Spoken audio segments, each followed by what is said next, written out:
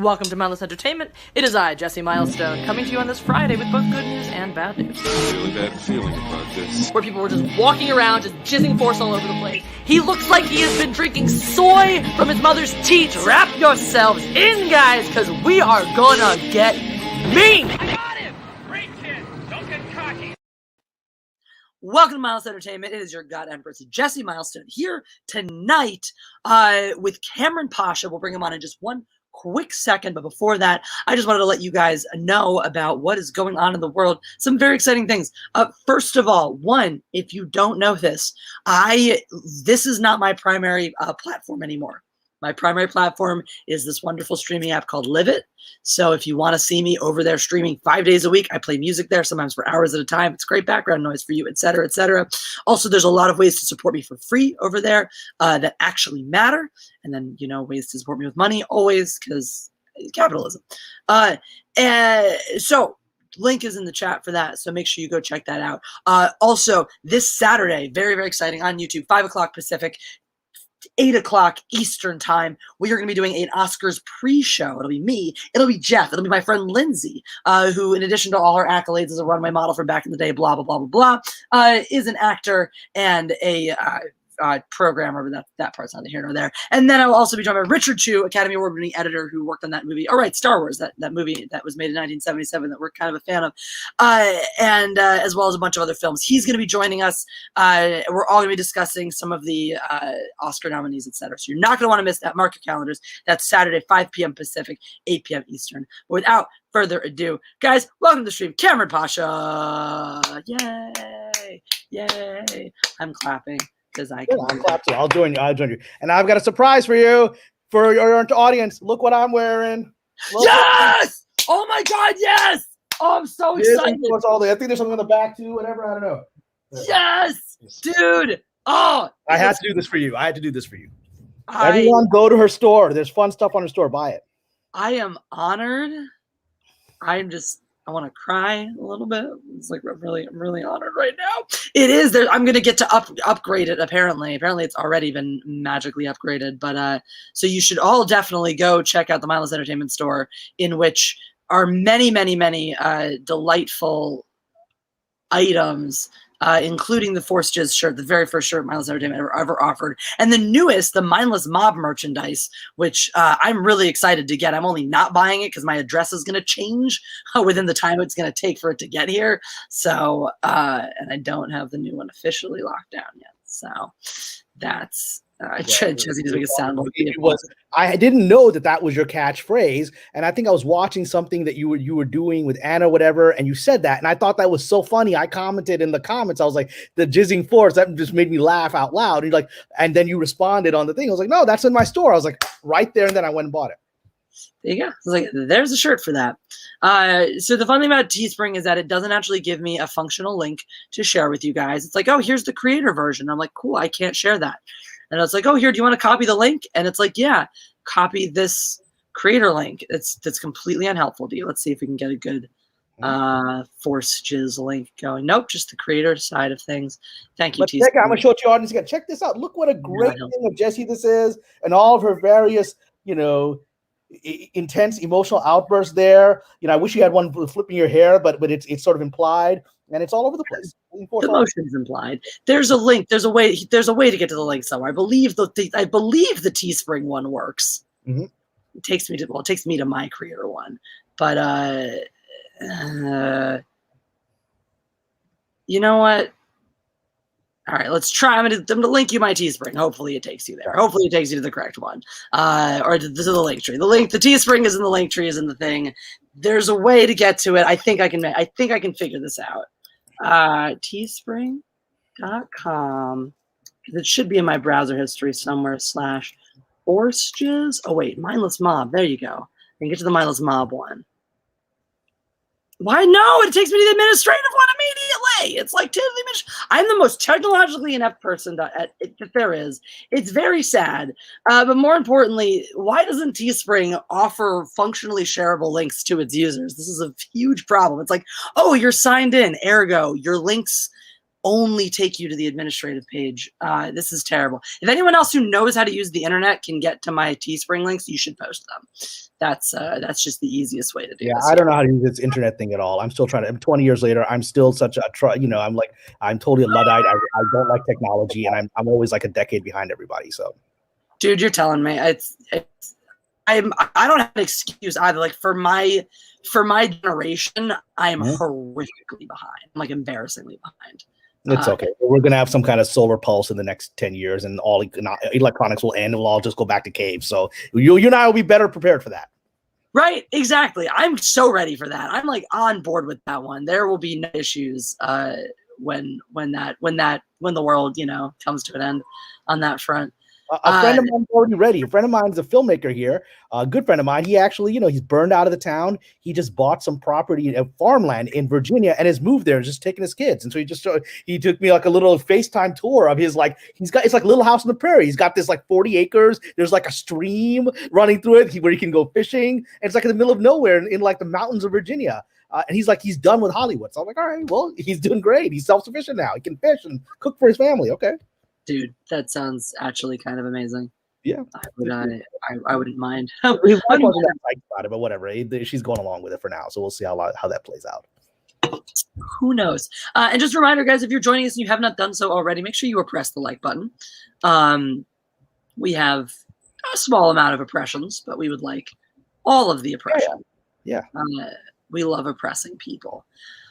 Why can't I? I'm so upset by the fact that I can't access my Teespring without it. Because every time I try to post the links where it's like, oh yeah, everyone tells me like this link doesn't work. It's an administrative link. And I'm like, well, like it just prompts me to log in. I'm like, well, that's unhelpful. Does it not acknowledge you as the administrator of this page? I am, but it just won't give. Okay, here we go. No. What? Oh, it allows me to make, all right, custom domain. Let's make a domain for my store.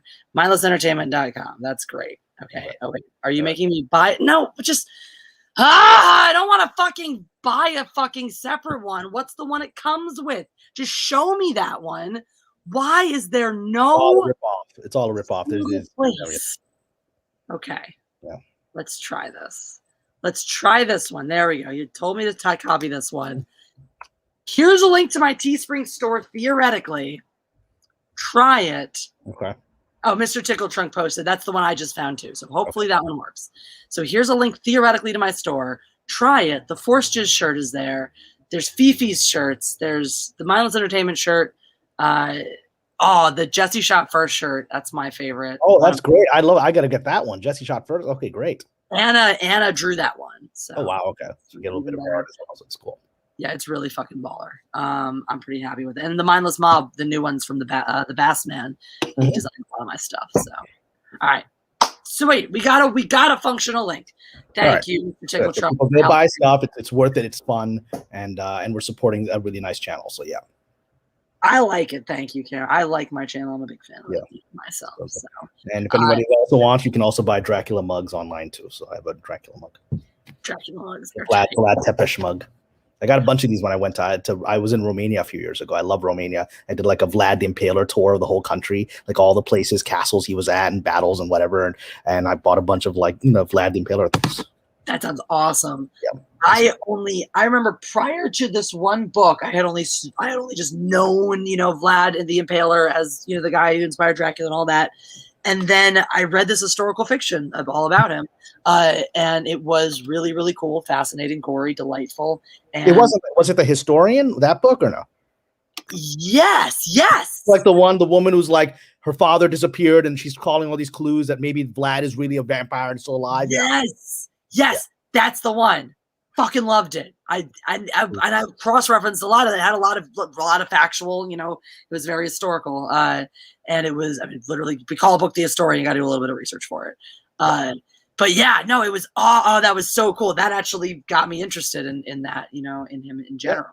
Well, I mean, it's a really interesting book because it's like a travel log. It's basically her, traveling all over Eastern Europe and describing all these places. And then when I went to Romania, I went to a lot of the places that are in the book. And Romania is magical because it actually, you can see why it would inspire all these Gothic stories, because I'm like going around and there's like these mists over the mountains and you're like, there's wolves howling and you're like, what's going on here, right? It's like you're like in a 1930s like black and white, Dracula movie, and it's like for real.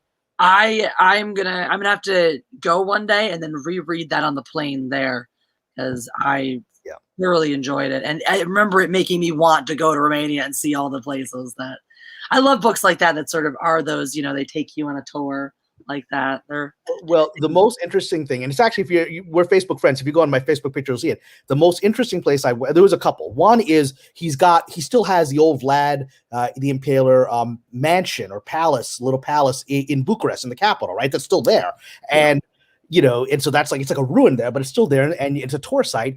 And his courtyard is where he would actually just have like lunch and dinner parties with nobles, and they would be surrounded by people dying on stakes. Like, I mean, it's like this, that was his thing. Like, you just had to go along with it because he was, this is the boss and he's crazy. And you just had to ignore that there's people screaming next to you while you had like tea with him. Right.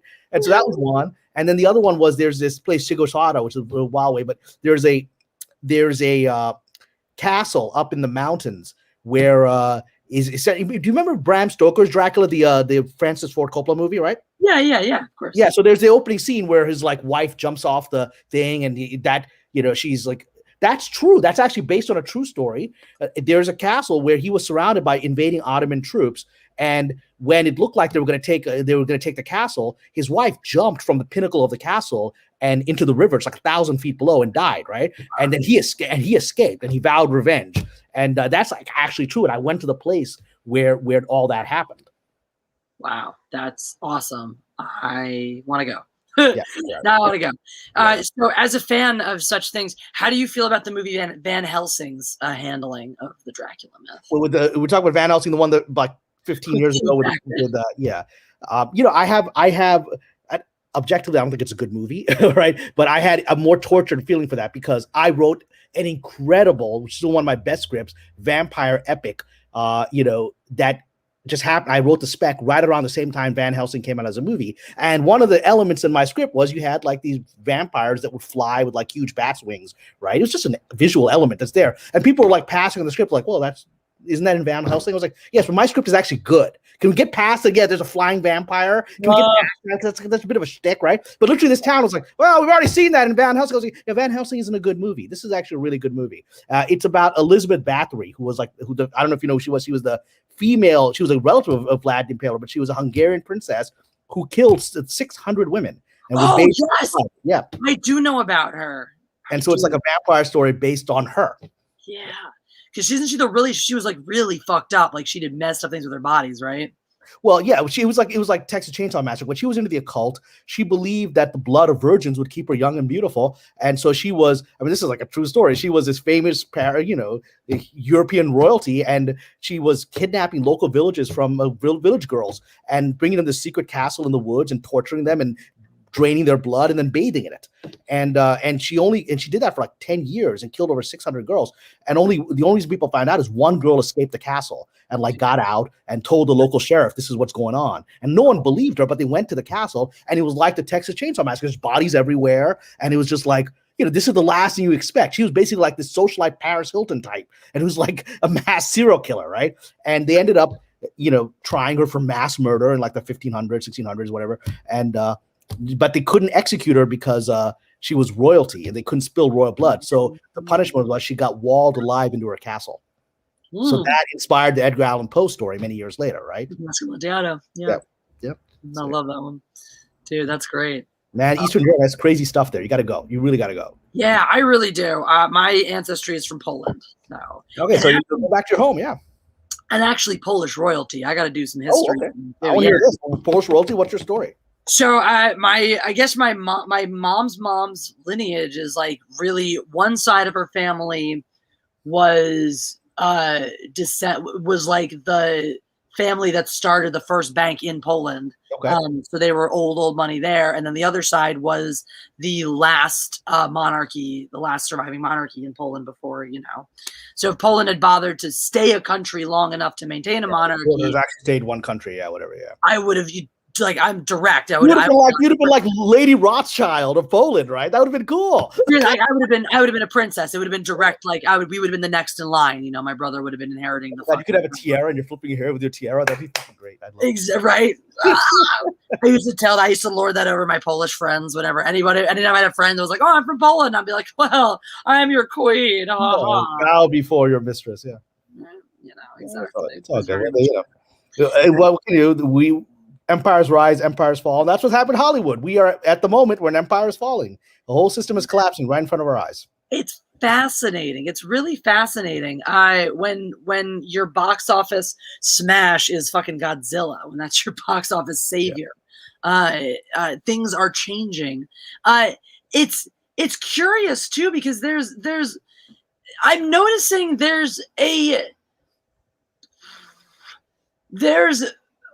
it seems to me the tension, and you can correct me if I'm wrong or if you see it differently. It seems to me that a lot of the people who have control of the narrative are continuing to push this hardline woke narrative, but a lot of people with the control of the creativity are endorsing stories and projects that are pulling back to what people actually want to see.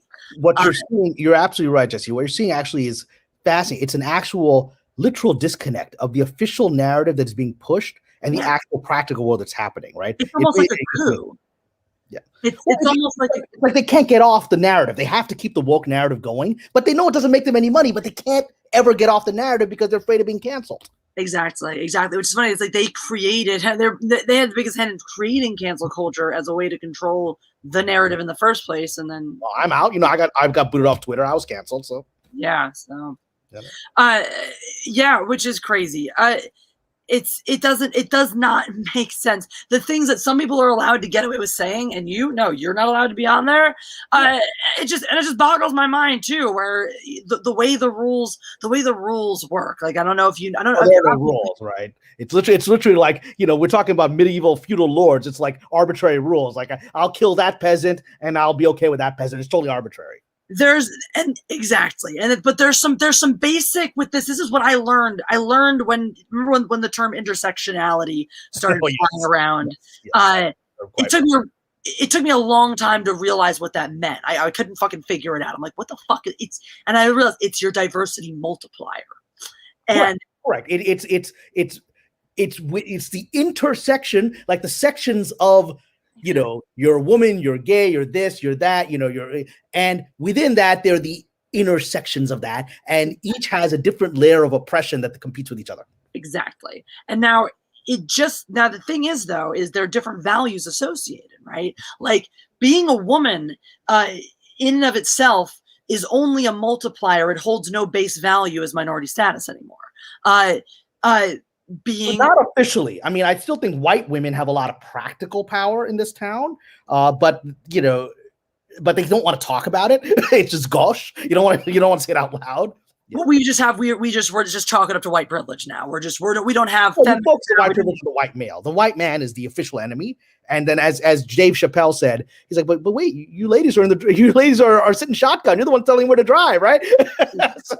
And we're getting called out more and more. So we're losing that. That's like being stripped away. And it's like it was sort of a neck and neck for a while over who was going to lose it next. Was it going to be a white women, or was it going to be white non-straight men? And it seems like the white women lost first, and the white non-straight men are kind of close behind because they're still evil white men with white privilege. The other group that's going to be hit that I'm watching be hit for a long time, but is black straight men. Yeah, black gay men are actually okay, but black straight men, particularly masculine black straight men with a deep voice, whatever, that's actually seen as very threatening in the industry. So they will promote Urkel, right? They'll promote the not threatening black male. but that's a real thing that's happening right now. Exactly. But the important thing for someone like me who has certain things like being a woman and being Jewish, the problem is I don't have a starting base layer of oppression. Neither one of those is oppression enough to get me to pay my entry fee into being oppressed. If I within the club, I mean, internally within the club, I still think people can use that for an external thing. They can, and you can leverage it one way or the other. But in terms of actually being in the woke club, it's not enough one way or the other. Now, if I were like a little bit queer, both of those things on top of that, that's the intersectionality that like magnifies my points by a gajillion, and now I'm the most powerful person in their eyes. But without that base starting point, my multipliers mean nothing. And I think it's sexual identity right now is the big issue. Exactly. And that's the story of the week. Not that any of them care about that at all, but that's the story of the week. Exactly. And so I'm sure for you it was probably nice for a hot minute when being pro-Muslim was the way to be anti-Christian. But now that no one gives a shit anymore because we feel like the Christians have been properly put in their place. And well, now there's right-wing Islam religion. Yeah. No, I mean, I can tell you the exact window when that was real. It was basically 2004, 2005 to 2009 when Obama got elected. That was the 4 years where my career quantum leaped because the town was chasing me like I was like the leprechaun with the treasure at the end of the rainbow, right? And then the moment Obama got elected, I was like, we don't need this sucker anymore. It's like my phone stopped ringing. The funny thing is, the moment Trump was elected, my phone started ringing again. Like, oh my God, we got to get this guy back. And Trump gets out, I'm like, here we go again.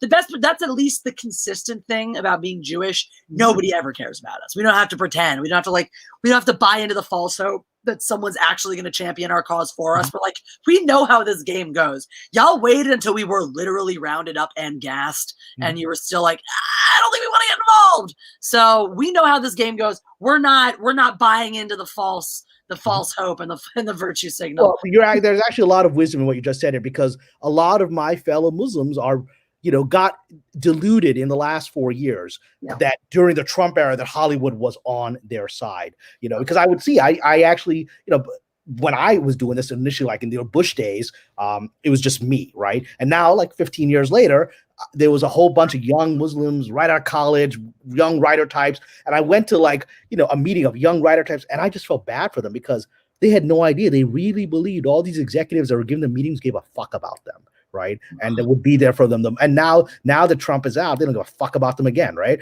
and I was like, you kids aren't ready for this. So in this shift and this coup and this stuff that we're talking about, one of the things I've always pointed to is the disingenuousness of the wokeness of Hollywood. The hilarity that people buy into the wokeness of Hollywood is that they want to peddle the narrative. And to an extent, there have been changes in the writers' rooms. There have been changes in the stories that are allowed to be told and who gets to tell them. There have been some positive changes after the big stink, at the Oscars in the Straight Outta Compton year, et cetera. Well, I would argue they're often cosmetic changes, but they're certainly, done to create the appearance of it. Well, here's my thing, right? Is I'm sure some people at some level have benefited in ways they wouldn't have before, but look at the top. The people in power remain unchanged. They don't give a crap who they're giving the money to write the stories and make the movies. They don't give a crap. Yeah, if it makes them seem popular and cool to make sure they hit a 15% or 25% or 55% diversity quota, they don't give a shit as long as they are still the CEO. They're still the executive producer. You hit the absolute issue, which is that the power structure hasn't changed. They need these. This is literally like shuffling, the players on the deck, right? Shuffling the chess pieces, right? Yes. But you're still the king and the queen of the system, right? And you move the knight here, you move the bishop here, or whatever. Okay, but you make sure you're surrounded and no one's coming for your position. And one of my biggest challenges in my career was that I reached a certain level. Last job I was a co-executive producer. I was pretty much near the top of the system, and every step of the way I would get to, the resistance would become greater and greater because this fucking guy, we don't want this fucking guy at the top. We don't want this guy here, right? I met all these young Muslims. I was like, they're all delighted to be getting like a staff writer job on some little show where they're getting their ass kicked, right? I'm like, yeah, but I've gotten way past that, and now they're like, oh well, screw this guy, right? We're not opening the door beyond this level to this guy, right? And so that's what these kids are going to discover soon, that their friends are not their friends. There's a limit to where they're allowed to go. Yeah. Yeah, no, exactly. No, you're absolutely right. I want to dive into that one even deeper, but first, how we do it says everyone has to take a hit everyone has to take a hit every time Jessie brushes her hair out of her eyes. Yeah. Now, normally I always give the Surgeon General's warning about taking drinks for hair flips, but you can't OD on marijuana. So, or I mean, you technically can, but like you would die from something else before you would actually have too much THC in your body to die from that. So, point being, I fully endorse this. Happy 420, everybody.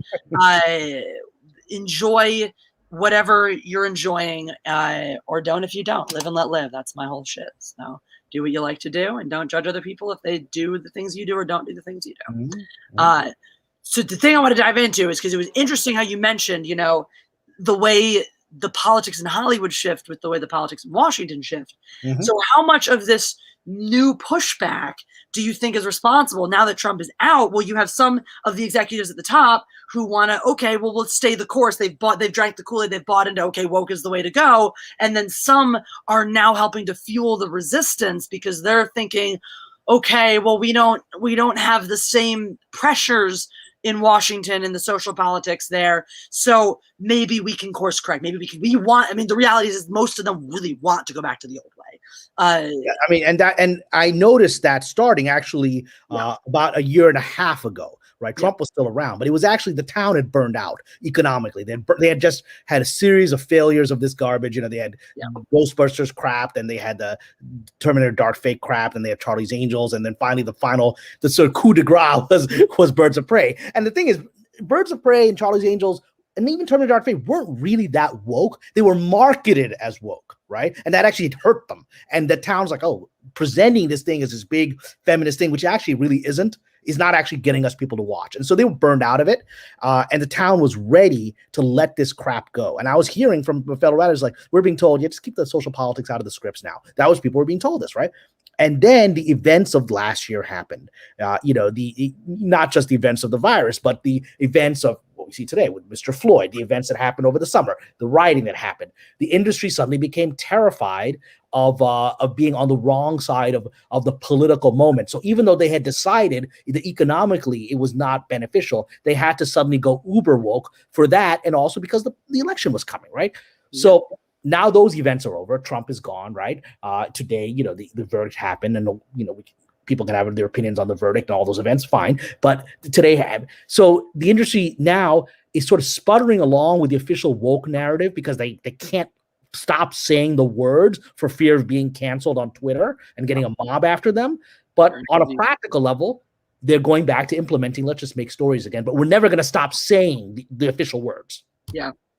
Yeah. And one of the interesting and sort of unfortunate things, though, is there's going to be a growing pains. Now, here's the two things. My first will be my dark thing, and then will be my optimistic thing. And you can tell me if you think I'm being too naively optimistic. But that's sort of my shtick these days. I was a pessimist. I learned about pessimism when I was like 11, and I was like, that's for me. And lately, now that everyone hates everything and is super pessimistic, I have always been an iconoclast, so now I'm an optimist. I respect that. I'm an iconoclast myself, so I totally get it. Right. So on the dark side of things, there's the problem too, which is because we have been so conditioned we've been basically, beaten with the newspaper enough times with wokeness and these scary words like diversity, that we run the risk of, in the course correction, the pendulum shifting too far the other way and rejecting all diversity and going exactly back to where we were. Which is what they want to do in their heart of hearts, right? And at the top, they want to go back to that, right? But they'll still give the official narrative of it. So, yeah. So here's my thing, right? Because there's a non-zero chance. This is my optimism. There's a non-zero chance that you have enough resources, I think, and I think it's all perfect storm right now with the way COVID has reshaped the landscape of cinema, the way streaming and the accessibility of equipment and the connectivity of people has reshaped the filmmaking landscape. And then you have this disillusionment with wokeness, this realization that wokeness does lead to brokenness. And it doesn't actually reflect the liberal progressive values it claims to. Yeah, exactly. A more and more willingness, which I think, again, you'll see more and more when you have, we have a liberal president. We've got good boy Joe.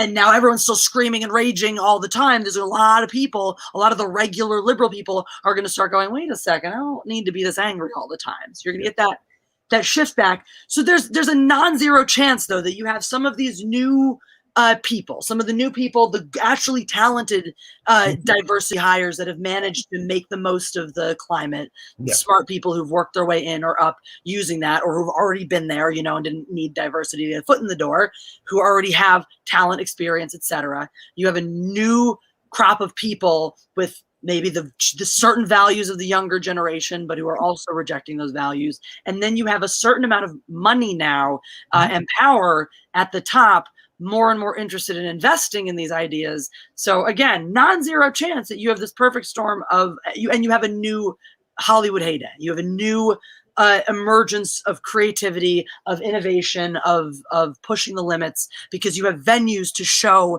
different types of work where you can take risks that don't have such financial fallout attached to it.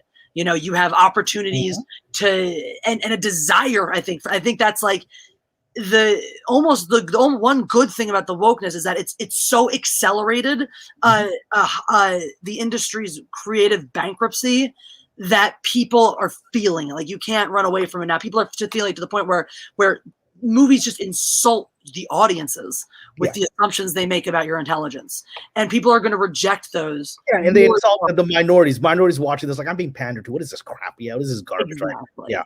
So exactly. I think, look, Jesse, I think you're actually right. I think none of that will happen intentionally. The industry, nobody's trying. I mean, very few people are actually trying to make good movies or TV shows here. Most people are just here for wealth, fame, and sex, right? And the project is a secondary way to achieve that objective, right? But what's happened in the last 2 years, has been the industry is cracking under all these pressures and self-created pressures. Like it's a pressure cooker building, and the top is about to explode. So the cracks are happening in the system, and I'm watching them, where even though the power players that still have the old sort of elitist, racist, limousine liberal racist crap where they want to keep everybody down while they stay on top, they're still there, but they're breaking, right? And we're watching like prominent people of that elite, like Scott Rudin, are now, the ire that was turned on Trump is now turning on him, right? This guy, I mean, when I read it 20 years ago, I knew what this guy was doing. This guy was abusing. I mean, he was infamous 20 years ago, just like I knew Weinstein was sexually harassing women 20 years ago, right?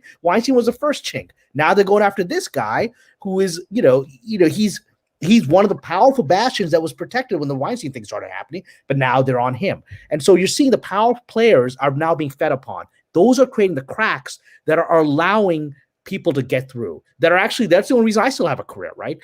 Those people, those elites, have made it very clear this guy's gotten as far as we want him to go, but the system is cracking, and so I'm slipping through that and finding my way through. And that's what you're describing is a real phenomenon. I do believe it's going to be like we're going to enter an era like the 70s, where the old studio system collapsed, and then all these new filmmakers like Coppola and Lucas and Spielberg showed up, right, and started doing interesting new things. And that's what's going to happen unintentionally over the next decade, in my opinion. Yeah, I think so too.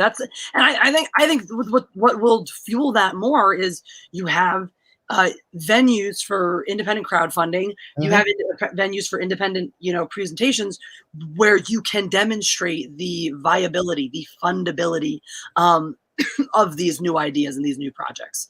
I mean, I have a perfect example for you. I have a young woman. I won't really say I mentored her. I sort of, I'm a graduate of UCLA of the film school, and I went back once to give a talk, and this was about maybe 5 or 6 years ago, and she was a young Muslim girl, like full headscarf and everything, all that stuff. She was a student there. She's like, oh wow, I've admired you, whatever, and I want to be a director, and I've got this idea for film, and I'm trying to crowdfund it. And so, can I have your email? So I said, sure, and I donated like $50 to the film. She blew me away. She crowdfunded a $100,000 movie. It was a weird idea. It was a comedy about set in like 1970s, about these, it's called A Tiger Hunter, and it's about, basically it's this comedy about somebody who worked essentially with zoos and tigers in India in the 70s coming to America, right? And it's this comedy of errors. And so she crowdfunded it for $100,000. She pulled that off. She directed it. She got a friend of mine who's a really good screenwriter to write the script. She paid him from that $100,000. She directed it with that budget. it ended up being really good, and it got like theatrical distribution, and then she got like all these deals as a director. So this young woman created, I've never seen anyone actually pull that off with crowdfunding, because you see people make a little short film. She made a feature film and now is an actual professional director getting real gigs. And I watched that happen with my own eyes. That's mind-blowing. I love that. Yeah. That's incredible. And she did. I mean, this force. So you meet this, she's a little, little Indian woman, whatever, with her headscarf on. You wouldn't imagine she's this like bullheaded director that's going to push her way through the system. And she did it. We have a few of those types in the fencing world, so I'm familiar with that. I'm familiar with the tiny power. Don't mess with that. Don't underestimate people. You know that from fencing. Oh, I'm very well aware. Speaking of projects, though, and independently funded shit, I am working on something. A short film. I was reading Kurt Vonnegut short stories on my LIVIT stream the other day, which, side note, everybody needs to go follow me on LIVIT. That's where I actually am now. That's where I actually stream now. That's my real place and platform. Go follow me over there. It's way more fun. It's way easier to support me there. It's way less stupid. So anyway, it's in the chat now. Go do it. Words. You're LIVIT, so you work on a short film. For me, these Kurt Vonnegut short stories, and they're, I don't know if you've ever read them or if you're a fan of Vonnegut at all, but no, he's a great writer. Please, yeah. So it inspired you to come up with a film? Well, the short stories are unlike his longer works, which I love, but meander. The short stories cut out all the fat and get to the fucking point, and they really make all these punchy points about human nature. Sure. And there's a brilliant one that's a very contained set in which J.K. Rowling stole the idea for Wizard's Chess, apparently, but in which these captured prisoners are forced to play chess with their bodies as pieces, and if they're taken, they're killed. Essentially, is the crux of the thing, and it's brilliantly constructed. And there's a couple twists in it that are just. It's really, really visceral, human. It's a beautiful actor's piece too. And I was thinking, like, these people are sort of prisoners. It's not like they're choosing to be there and potentially being pawns to be killed, right? Or no. So specifically, it's actually their commanding officer who has to play the game as the king, and they just have to be the pawn. So it's the theme is really diving into the psychological effects and just needs in situations like that to prioritize human life. It's the age-old moral question of how do you choose which lives to prioritize? How do you choose? Sophie's choice, yeah. Exactly. And more specifically, which I always think is more fascinating, is how do you be the person who says, I'm going to pick you to die so the rest of us can live? Sure. Star Trek did an episode of that back in the 60s, right? They did an episode where there was like this guy who was a war criminal who had sacrificed half of his colony so the other half could live. I remember that guy. Yeah. So that was a great episode. I remember that. I was using that. I'm like, yes. And that's so this inspired you in a way. Well, so I thought this would be a great story to write, and happened to mention it to my friend Isaac, Isaac Singleton Jr., the pirate. He was a pirate. He's a character actor. He's done a bazillion things. He's been the voice of Thanos and all their animated stuff. And I realized, I'm like, Isaac would be a great choice for the lead in it. Okay. So it sounds like I might actually be making a short film with an actor, with a solid, highly like a real professional actor. That's, I mean, one of the things with short films of people often just cast their buddies, right? And there's never last thing he did was the Mandalorian. Actually, he was in the first episode of the Mandalorian season 2. But yeah, no. So he's he's very interested in making this. So I was gonna say, there's a project that you might want to jump on in any capacity. Whenever you got a script, let me know what you're doing or whatever you've got. Just send it over to me. Absolutely, just send it to me. Yeah. Absolutely, because I saw it, I'm like, and I'm thinking there are so many there's so many juicy stories in here, because I got stuck on the whole thing of I want to make a short film again, but I don't know what to write or where to start, and then I read that, I'm like, why do I have to come up with the idea? I'll just adapt somebody else's. And this is such a great starting point. The reason that it really spoke to me was I was going back through Harrison Bergeron, and it always gets me because it fucking is a litany against identity politics. Before it's a thing, it has these great passages about forced equality, and we've forced equality by taking all the good things. My favorite part is all the ballerinas had to wear heavy chains and ugly masks so that just in case their beauty and grace would make anybody lesser feel bad that they didn't have those things. Yeah. And I'm like, that's the fucking society we live in. And here's Vonnegut writing about this in the 50s and the 60s.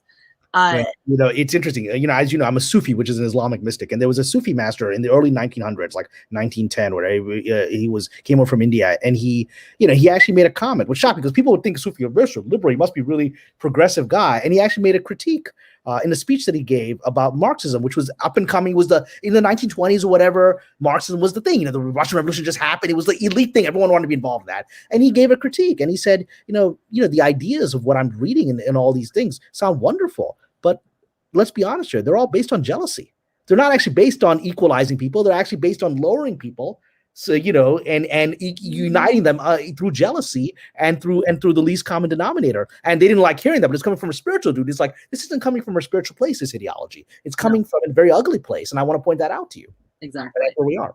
There's a great, I have to remember who it was. It was a great video essay. It was one of these YouTube, these super intellectual YouTube places that make these little 10, 20-minute video essays. And it was entirely about envy and entirely about how people in power utilize envy to keep other people down, and how it's a powerfully destructive emotion that we have access to. And everything they point out, without actually ever naming wokeness and woke culture, everything they pointed out I really spoke to exactly how wokeness, identity politics is the tool that's keeping us eating each other alive and ignoring the fact that there are shitty assholes who just want to rip us off and pad their own pockets. Well, I mean, it's like 1984. Everyone is equal in poverty except the inner party, which is like glamorous and in control and making sure everyone else stays down there. Exactly. We got a couple super chats rolling. Thank you guys. And also, if you're just joining us, don't forget to press the like button. Dr. Coffinail says, looking very glamorous. Yeah, he is. Also, hi, Cameron. Thank you, Dr. Coffinails. The hair just fell into place today. It's my new eyeshadow that I'm really a big fan of. You got this Zsa Zsa Gabor thing going on with that bathrobe. It's totally it's the fucking bathrobe. I can't lie. It's the fuzzy bathrobe. It's the faux pas. Yeah. I had a listener email us and ask, hey, do either you and Jeff, are either of you vegan or have a problem with leather? And I was like, this guy must have a leather thing he wants to send us. That's cool. Okay. But he followed up. He said, I reread that last email and I thought that might have sounded really creepy or suggestive. I just wanted to. Well, it kind of does if you think about it. Yeah. If you have I was like, I appreciate the clarification so much more than I would have been skeeved out by any misunderstanding, because the fact that you went out of your way to make sure that I know you weren't creeping on me, when, God, let me tell you, and the thing is, I have like creepy stalker story light. Like, I don't get harassed the way if you want the really, really creepy ones, Mecca's got the really, really creepy ones. Mecca and Mandy Summers, they have the creepiest people. Anna gets the weirdest ones, like the ponytail. The guy made an entire video clipping every time she had her hair in a ponytail. With an unruffled scrunchie. It's very specific. Well, that's very Silence of the Lambs kind of stuff. I don't like it. I just get a couple of the pervasive haters.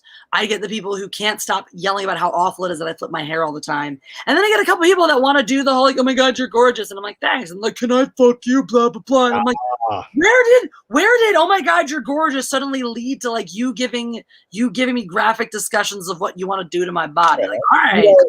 I gotta say, as someone who's a little bit older, romance don't work in this generation. You guys don't know how to do it. You guys don't know how to do it. It's all screw. You guys don't know how to. You don't know how to romance each other. It's just done. You would really appreciate one of my deepest tracks. It's a long ago video, but it's still in my tops. It's called At Risk of Sounding Like a Misogynistic Douchebag, and it was my video response. That was a line clipped from somebody's long reply to my video, in which I was jokingly telling people, if you can't tell if I'm a lesbian, who cares, because I'm never going to date you anyway, so why would you care if I'm a lesbian? You're just watching my YouTube channel. It doesn't. I mean, you live near West Hollywood, right? Sherman Oaks. Oh, sure. That's okay. That's not, well, that's not, it's like 15, 20 minutes away, whatever. So in West Hollywood, like I'm a straight dude and I love going to West Hollywood, the Earth Cafe there. I'm there all the time, or at least I was there when all this crap happened, right? And you know, there could be some pretty aggressive members of our LGBT community, right? And they'll come up and they'll ask. So have you, I mean, I've been asked out quite aggressively in that area. I'm sure you have not been asked out aggressively in that area. Oh yeah. Oh dude, I've been asked out aggressively in many areas. I was actually I was sexually assaulted by a tiny woman in West Hollywood while I was working as a waitress. Wow. It was exciting. Wow. It was super exciting. I couldn't do anything because she was the best friend of the manager. So. Yeah, power structures. There we go, Hollywood. It's great. It's like I could literally break you with my non-dominant hand, and you. Welcome to the studio system. That's still how it works. Yep. Do I have stories for that? The reason words, I'm brain. Reading super chat. That K2 fan. Thank you for thank you, Captain Obvious. Gilbert Gottfried voiced a parrot in Aladdin. Yes. How are you doing? I miss you. I hope you're well. We should hang out soon. Loki, thank you for the super chat. A democracy/republic is only as functional as the education provided to the voters. The state of our society is a reflection of our education model. I could not agree more with that statement. Yeah. I think the two things that fix the entire country are campaign finance reform and education reform.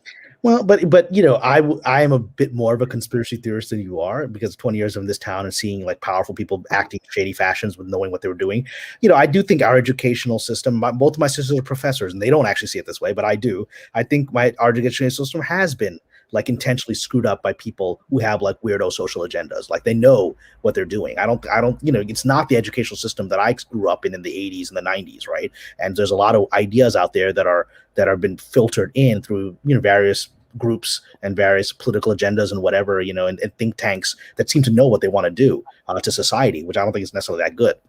I agree now, but that said, even when I was growing up and getting my purportedly, you know, best education, best public education you could get in the country, it was dog shit. I mean, granted, according to all the tests, I'm incredibly smart, but it was, I mean, and maybe it's just me. Maybe I don't think of myself that way, but maybe I just happen to be one of the smartest fucking people in the goddamn country. But I think that I'm just very, you know, it should not have been that eye-gougingly, mind-numbingly dull to go through that type of educational experience. It shouldn't have been that restrictive for somebody like me who had so many interests defined at that age. And I think, again, you know, you have these little sweet spots, these magic moments. I think there was a sweet spot in there from what I tracked, like with my sister, those couple years right after I left, where all of these, you know, and the new technology, it made more opportunities and more this and more that. And then about 2 years after that, that slid pretty much immediately into indoctrination station. And I think, like, I wonder if it was our personalities, or I wonder if it was something about those shifts, because my sister responded very differently to. Well, how did she respond? What was her reaction to all of it? She found herself in identity politics. Well, that's the easier path. I mean, that's the easier path for most people, I think, because that's the official narrative, right? I mean, you know, that's no knock on your sister. Like both of my sisters, I love them both. We don't share eye to eye politically because they'll, you know, my sisters will say things like, you know, they'll use the mantra of the week, and I'll tease them. You know, I'll tease them because they're all. I mean, I grew up with them, and now I say things like, you know, using whatever the official mantra of the week is. And I remember last time I was at my sister's house, and she had a friend over, and we started debating Latinx, and I was like, you know, 99% of my Latino friends don't like Latinx, but all you professors are using this phrase, right? Now it's like a Hollywood phrase. I was like, have you actually asked the community? Because they don't really want to use it. Exactly. So I'm back on Hollywood for a second. That's a funny thing too, because there's a difference. There's a difference between the industry, the film industry, and Hollywood. Right? Like there's the industry, people who want to talk about making movies and are here for that and doing that. That's the industry, and those are the people who are, you know, slowly rebelling, or who just put their heads down and never made waves to begin with. Hollywood is the fucking politics. Hollywood is the bullshit that doesn't matter. There's nothing to do with the actual creativity of movie making. It's the fucking business that's polluted. And the business is the PR. Right now, it's the PR of how the business presents itself and what it's allegedly doing. Because the crazy thing is, there are more people than ever around the world trying to make Hollywood movies, and there's some of them are succeeding, like out of Europe and in Russia, and they're like really good stuff that's coming out. Yeah, and so few of them are being allowed to succeed in our market. Now that said, I'm only scratching the surface of what I was originally feeling was an underwhelming Oscars year. I've got to catch up to do before Saturday's stream. This would be really interesting Oscars if what we had were Best Picture was Wonder Woman 1984 versus Birds of Prey. I think that would be an interesting thing that people would want to see how that plays out. That would be fascinating. But I gotta say, I watched Minari yesterday. Have you seen that yet? I have not seen that yet. It surprised me on so many levels. And it was sad because I have these moments all the time. Right? I remember traveling abroad a few times. Not long after the whole gay cake bakery thing in the Midwest, and having and talking to some foreigners who were talking about that and going, oh, wow, it must be really great and progressive in your country, because if the worst problems that you had that your gay community has is that. And those were the moments I realized how underserved real people in this country are. Real people, not necessarily just minority people, but people who actually need help, and people who will do the right things with it when given, who just don't matter. Because they don't look the right way, sound the right way. They're not the right types of people, So like when we live in a country where you do have people actually still being murdered for being queer, and you have a world looking at us going, oh, or other parts of the country looking at that going, oh, well, that's the biggest problem. If we're all the news is talking about is cakes, then there's not a problem. And Minari hit me on that level, because here's a movie that's doing everything right in terms of just existing. It's well written, it's well acted. The main characters are Korean, and so probably 50 to 75% is subtitled Korean. And it's not preachy. It's not woke. It's not identity. Obviously, their identity is a core part of the movie. But one of the beautiful things about it was the parallels of a core American values in this otherwise Korean family. It was very 90s in its presentation of diversity, in the sense of like the 90s were all about, oh, well, here's the fun bits of culture from a family that's different from us, but the ways in which we're still all the same. So it's Will and Grace. I mean, Will and Grace, right? That's a perfect example of the 90s of being gay and still being just like everybody else in a funny sitcom. Yeah, whatever. But so this was the Korean version of that, but it was. But rather than being tropey or campy or whatever, it was the more serious version. Like, it took itself seriously, but it didn't have to preach to you or tell you about it. And I thought, this is while everybody is trying to pack bullshit diversity into movies and then making everybody else freak out and be upset over the bullshit diversity packed into movies, you have some people out here going, hey, and the executive producer is Brad Pitt. He's like, I wanted to invest in this movie because he's always been a guy since the beginning of his career. He comes out and, he's the pretty boy that they just couldn't get enough of in Thelma and Louise, and is pulling off shit like 7 and 12 Angry Monkeys early on, because he's not afraid to push the envelope and be weird. So here's a guy who's willing to invest, just like I was talking about earlier. Some of these people who are not afraid to take a risk on something different. I don't give a shit that this movie has culturally insensitive moments that the white people aren't punished for. I don't give a shit that the white Christian male isn't punished relentlessly in this movie. It's a good script. It's a good movie. And so I haven't seen it yet, but it sounds incredibly, as a result, the word authentic. It's an authentic story. Exactly. And instead of getting the accolades and the attention and the discussion it deserves as a truly Oscar-worthy picture, it's getting swept under the rug because nobody cares about the Oscars this season. We're all too busy screaming and crying about the latest outrage. And the Oscars, have disastrously approached their marketing this year. So whatever. So I mean, it's obvious. Exactly. I don't think anybody knows how bad the ratings are going to be. I don't think they have any grasp of what's coming. They were shocked at what happened with Golden Globes, like 70% down. That's going to be worse for the Oscars.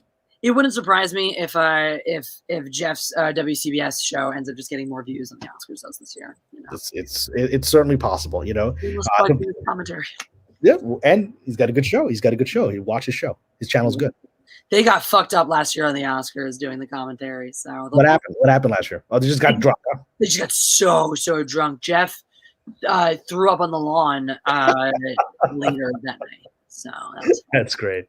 That's great.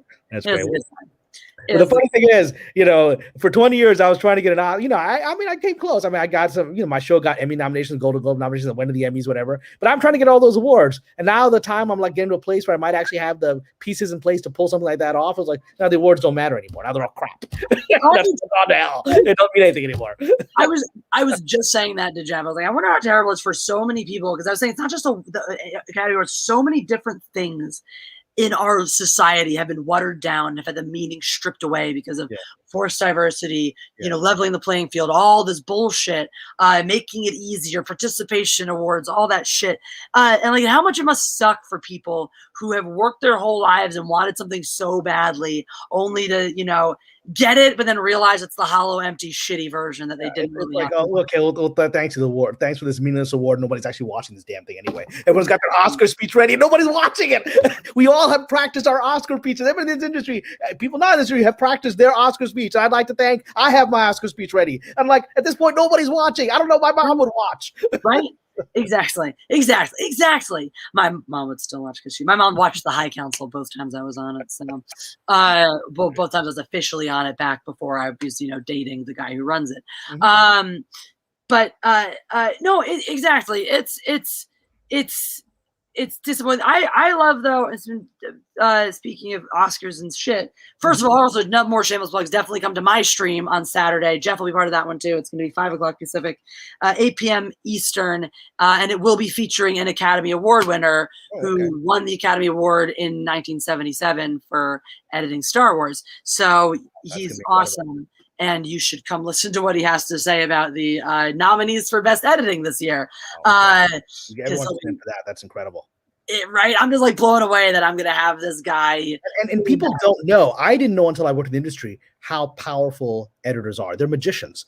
I've worked on so many projects like, we're done. We saw the dailies like, this thing, we're all going to be fired. There's nothing here. We can't save this. And they're just like, give me a minute, right? And then like 2 days later, they come back with a cut that actually works. Like, where the hell did you find these elements? They're not. I didn't see any of that in any of the footage, but you put together something. It's there. Yeah.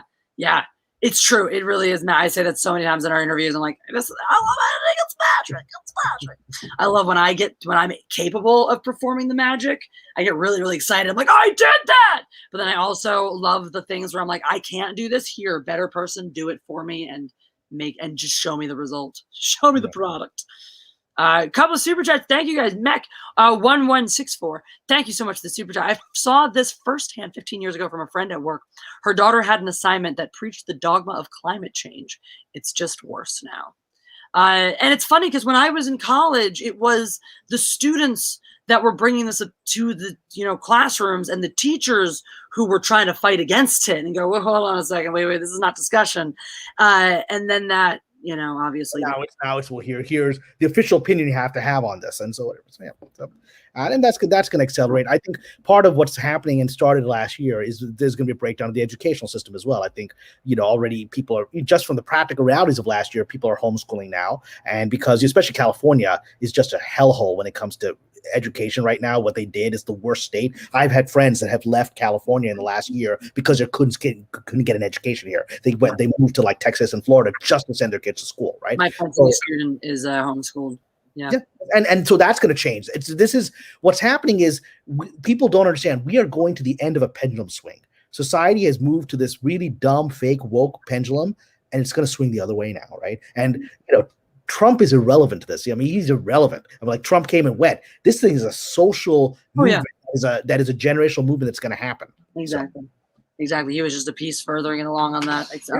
He was an accelerant of some of the things that were going to happen. So yeah. Exactly. No, you're absolutely right. And I really feel like we can't get much further on this but we're so to the bare bones of this. We're so to the point where it's like I scream every time I watch a movie now, with the exception of Minari recently.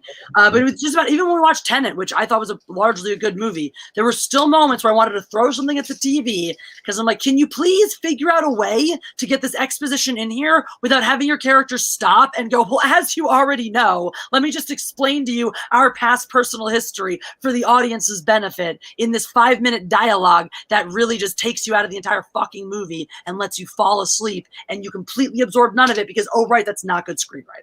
See, the only place where that kind of crap works is Godzilla versus Kong. Because I mean, I love that movie and it was garbage. I loved it and it was garbage. It's badly written. The script makes no sense. The dialogue is all exposition. That doesn't. Let me explain to you why we're going to the center of the earth. I still don't know. I don't care. Just go and fight some monsters. I don't care why you're going there. Because it was all the wrong exposition. I'm sitting there with all the new characters, and I'm sitting there like, you have explained all this minutia about what you're going to do and the science of your plan. I don't know who the fuck you are. Why do I care about you? I think you have an issue. Your brother died. You're doing this for your brother, but I never hear anything more about that. We're just going like 3/4 of the way through the movie before the girl is explained, and you're like, "What is that?" Also, this was so jarring. The fucking a wardrobe and hair shift and makeup shift between his first scene and the second scene was so jarring. We're like, "Wait, is that the other Skarsgård brother? What happened?" Well, but Skarsgård just, great, look, and I say I love this movie. I really enjoyed it, and that's why I can make fun of it because to me it's like Rocky Horror Picture Show, right? You can have fun with it, and that moment where he shows up on the island is like, well, here's a dumb plan that we need Kong for, and she's like, sounds good to me. Let's do it. It's like the plan makes no sense. Are you gonna take this huge ape to like the South Pole? The plan doesn't make any sense. Why would you do this? None of it made. And then I was honestly refreshed by the time we got to the point where we got to the fucking when they went back to Millie Bobby Brown, all that shit, where it was like, oh, I didn't even see the last one, so I'm actually out of the loop. But it's nice that you're just taking moments to reference things that have already happened and just expect that I know them in a way that there's clearly context for. Instead of referencing things that never happened, that nobody has context for, that everyone is equally confused about, and just expect me to follow. Also, what was with the slow motion? Dear fucking God, can we have a fight sequence that happens in real time for just one of them? Just a single one. Well, I will say, but it's such a quantum leap from the first Godzilla movie in this new sort of franchise, because that first Godzilla movie didn't understand something. I don't give a fuck about any of these people. That whole movie was about, and these people have all these problems, and he's on the train trying to save people. I don't care about any of these people. Go back to fucking Godzilla. Well, and you never see Godzilla. You see flashes of Godzilla. Like, I don't care about the human storyline of these kaiju movies. No, this is not why I'm here. I'm here for the creatures. Yeah. I'm a little bit about the fact that like the boss fight was literally the fucking Ghost of Ghidorah. Just in the head. Hey, welcome.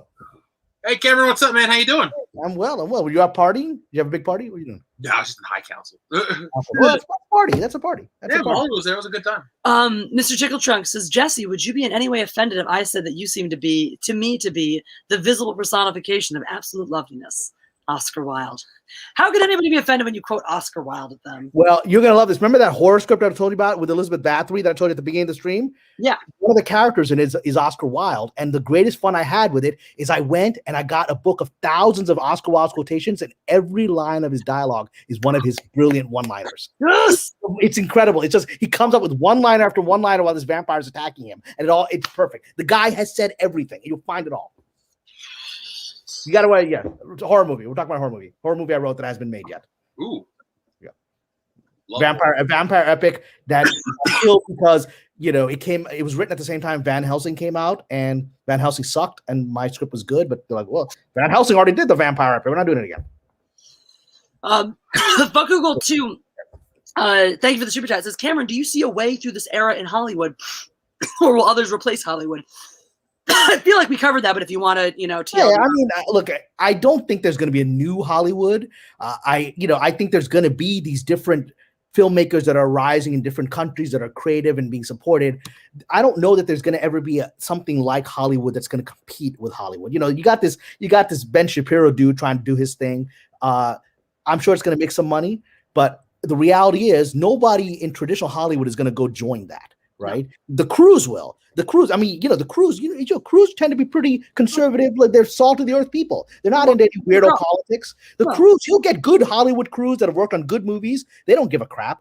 But Gina Carano, has been pushed out of the system, so she'll go. She can go there. But Tom Hanks ain't gonna go work on a Daily Wire production. Nope. You're just not gonna get those guys because they're like, well, this town's going to cancel them. You worked with this guy, you're a racist. Your career's done. So I mean, it's just going to be this sort of side thing that's going to happen. Exactly. If they had comparable money to put into it, that's a different story. But they don't. And if they didn't have a lightning rod like Shapiro, right? Yeah, right. Exactly. Not him, right? You know who could pull this off? And Hollywood, and I'll be interested to get your perspective when I say this guy's name. But Mel Gibson. He could pull this off because he's a Hollywood guy and he's a little right wing. And, we know his views about your community that he comes out whenever he's drunk. But he could pull this off. That would preclude him from working with Ben Shapiro, obviously.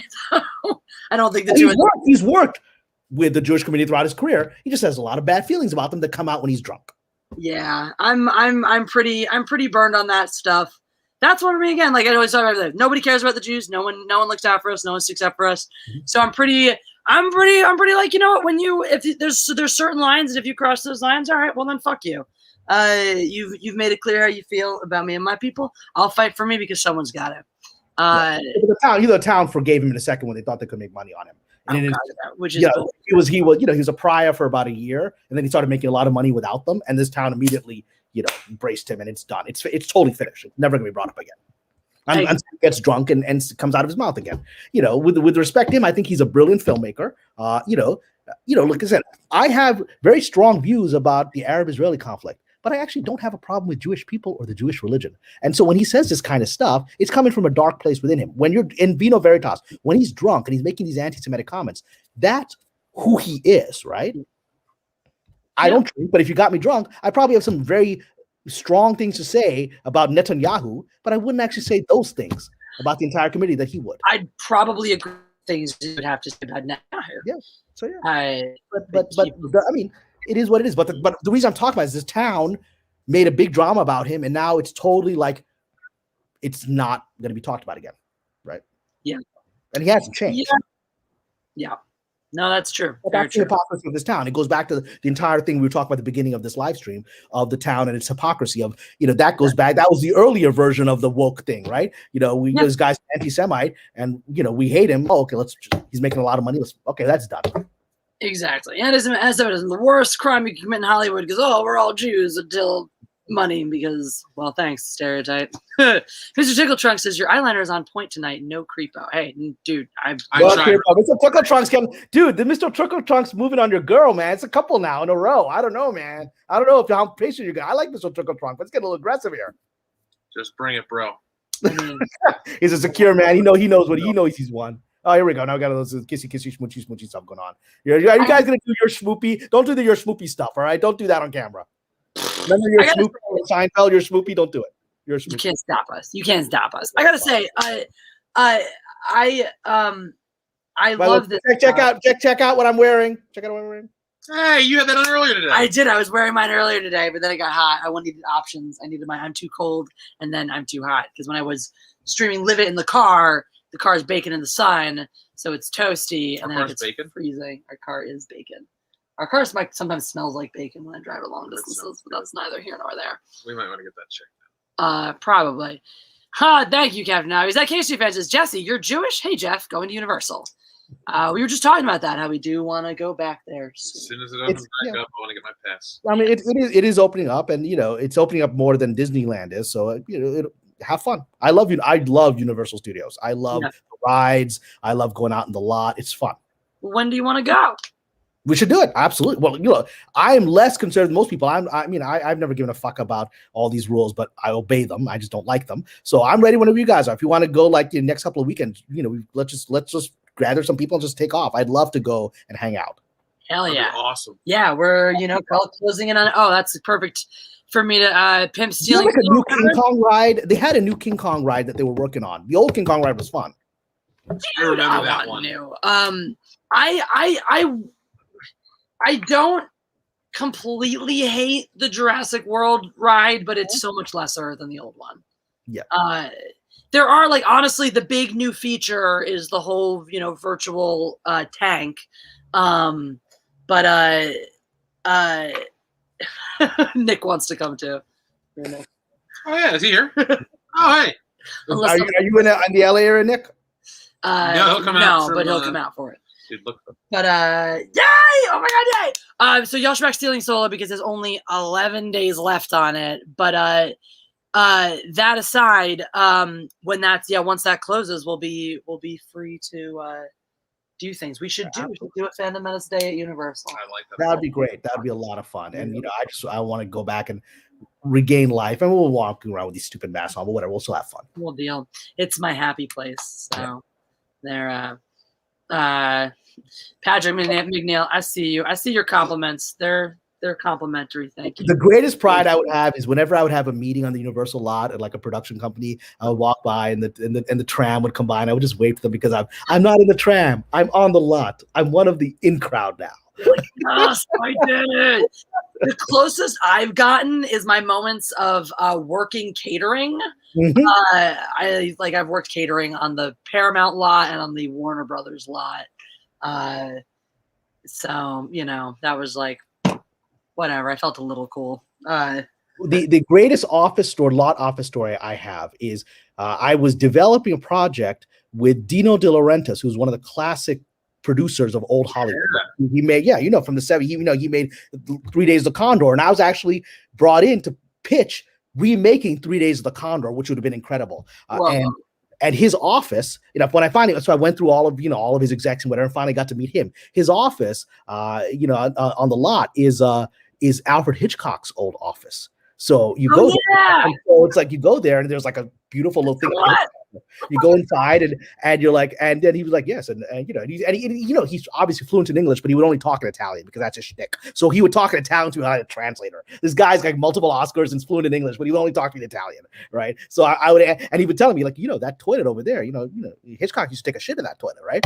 And I was sitting there like this classic dude from old Hollywood is telling me Hitchcock shit stories, right?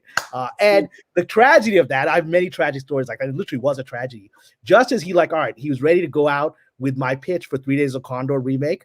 He actually invited me to his house, and I was like, wow, beautiful mansion. And we were about to announce it in the trades that I was going to be remaking 3 Days of the Condor. That would have been he passed away the next day. Oh.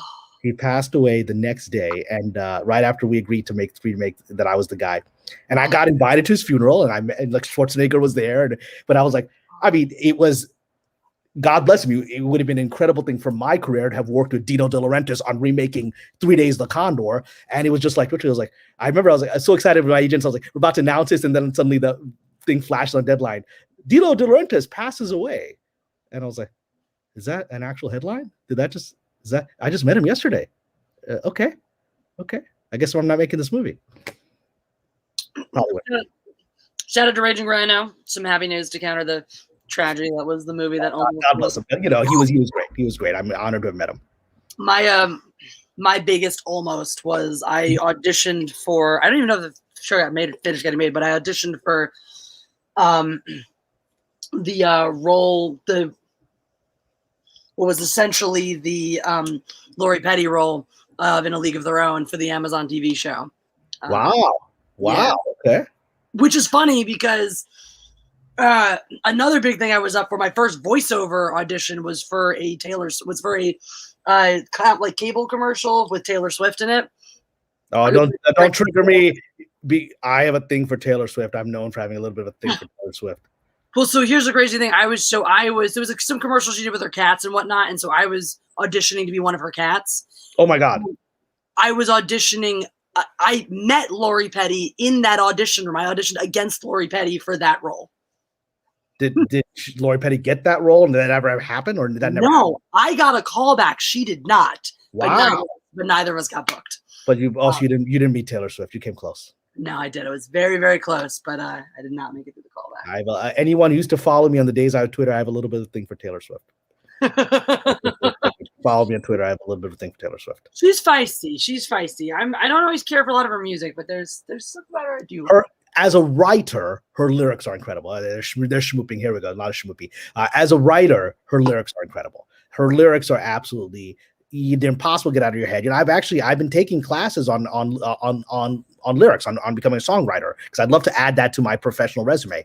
And I've discovered I have a little bit of a talent for it. But I keep going back to, like, the more I'm learning the craft of songwriting, the more I'm like, oh, this woman's a genius. As a songwriter, she's an absolute genius. Hey, if you ever write lyrics that need music, are you guys musicians? Yeah, dude, I literally on LIVIT. I have been playing like Mondays. I play my guitar for 3 hours straight. Okay. Yeah, if you have a minute when we're done tonight, I'll play you a couple more songs. I'd love to hear some of your stuff, and I can send you some of the songs I've written. I've actually written a few songs that are actually decent. So. Yeah, awesome. I used to write more. I'm going to write more again, but I have a few that I've started writing, I've written over the past few years that I really, really like.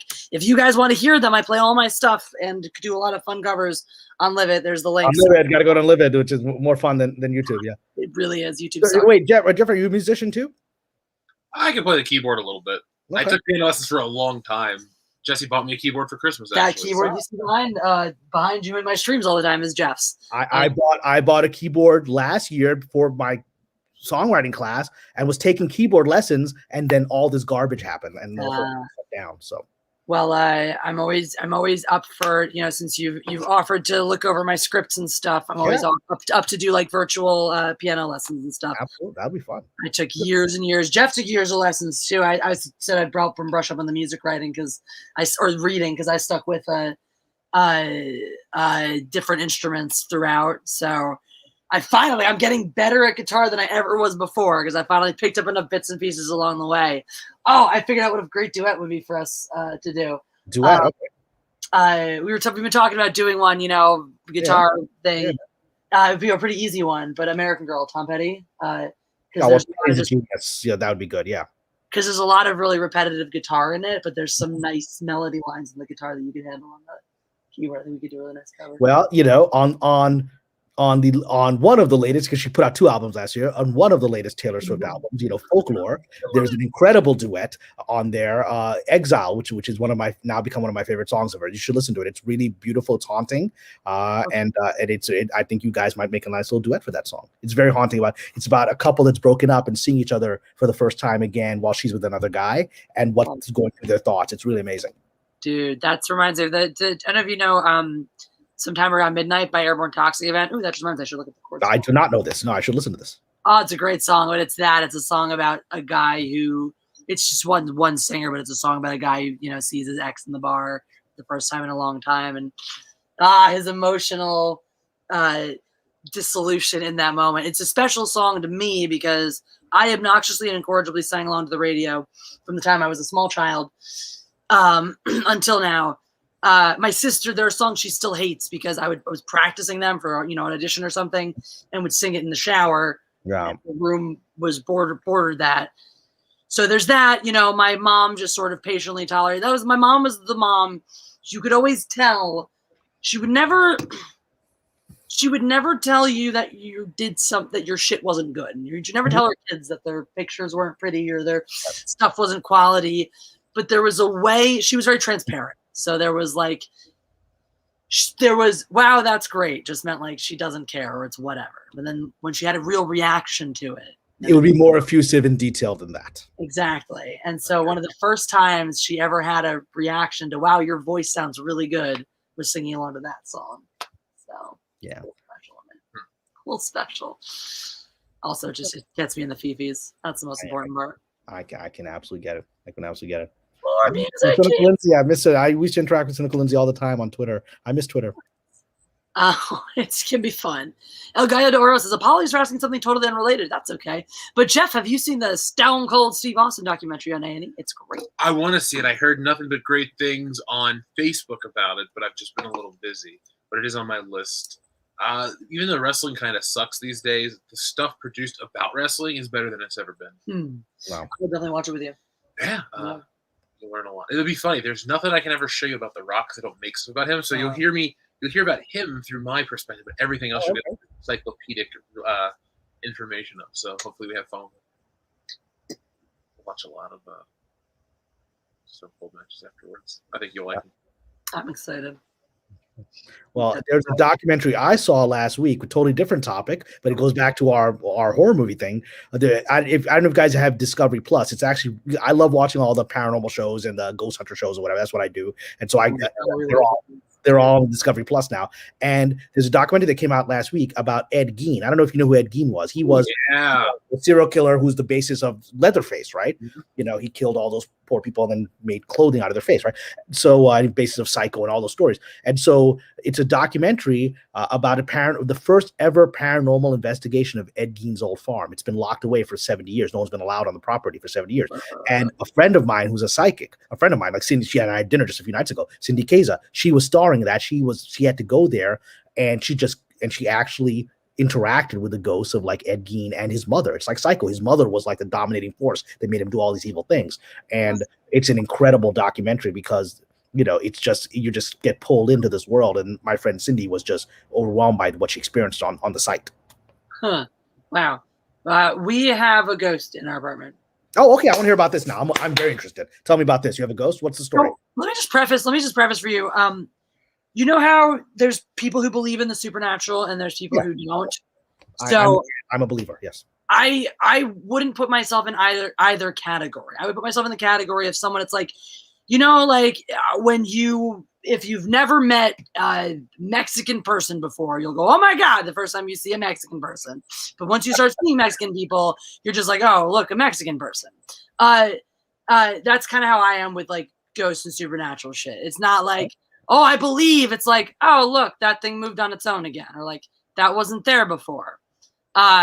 So we call him Andrew, affectionately. Okay, you got a name for him. When did you first notice Andrew? Oh, Andrew came back with me from New Orleans. Like he straight up came. I'm pretty sure I even know the object he came attached to. Okay. And there's possibly another less benevolent spirit attached to the same object. But that one seems to say contained to the object. But Andrew's a really benevolent ghost. So he came back to the apartment and he first showed up in the bathroom. You could just feel eyes. It was always just a clean apartment. There's nothing ever here. No weird feelings, no nothing, no anything. And then all of a sudden eyes in the bathroom started to happen. And it took a little while, but then it moved into, and then the light flickering. We never had any lights, electrical things there whatsoever. But then a lot of flickering, or one of the bulbs would just go out sometimes. And it was never anything more. Like the bulb would go out, you would turn it, and it would be totally fine for months. Sure. And then it would just go out again. Mm-hmm. And then that feeling being watched moved into the kitchen, and then Han, who has always been sensitive. He has this little like haunting warble he'll do. He started to go into the kitchen at night. He used to do this in the old place that had a haunted kitchen. And he would just walk through the kitchen at night going, meow, meow. It's this weird little ghost noise. Okay. So he started doing that shit. Animals can see. Animals go see the other one. Yeah. And then when it moved out to the room, it was a lot of times it would be like, because back when I lived alone, I would just feel somebody sit on the edge of my bed. Just this. Okay. So you actually feel the depression of the bed, yeah. Oh yeah, like very, very clear, very, very clear. Sometimes shadows, like shadowy outlines in the dark and stuff. And a ghost cat too. Unsure if they're. How do you know it's a ghost cat? Have you seen the outline of the cat? Like the ghost cat is. You've actually seen the cat. You've seen the cat. Oh, straight up, the ghost cat is probably the most visual one because it's like you'll be like, oh, there goes a cat, and then you'll go and there's no cat. Yeah, that ghost cat is actually a very common haunting. People, because cats already live between two worlds, right? They are already from another reality, and so ghost cats are very commonly sighted. But that's why I trust Andrew and Ghost Cat, because our cats like Ghost Cat. They play with Ghost Cat. Okay, so it's not a scary thing. Okay. So it's you on the believer side of this? What's your experience? You're like, this thing is here? I'm on the believer side of all this. Mm-hmm. Now, I've never seen any like ghosts. I've seen Ghost Cat.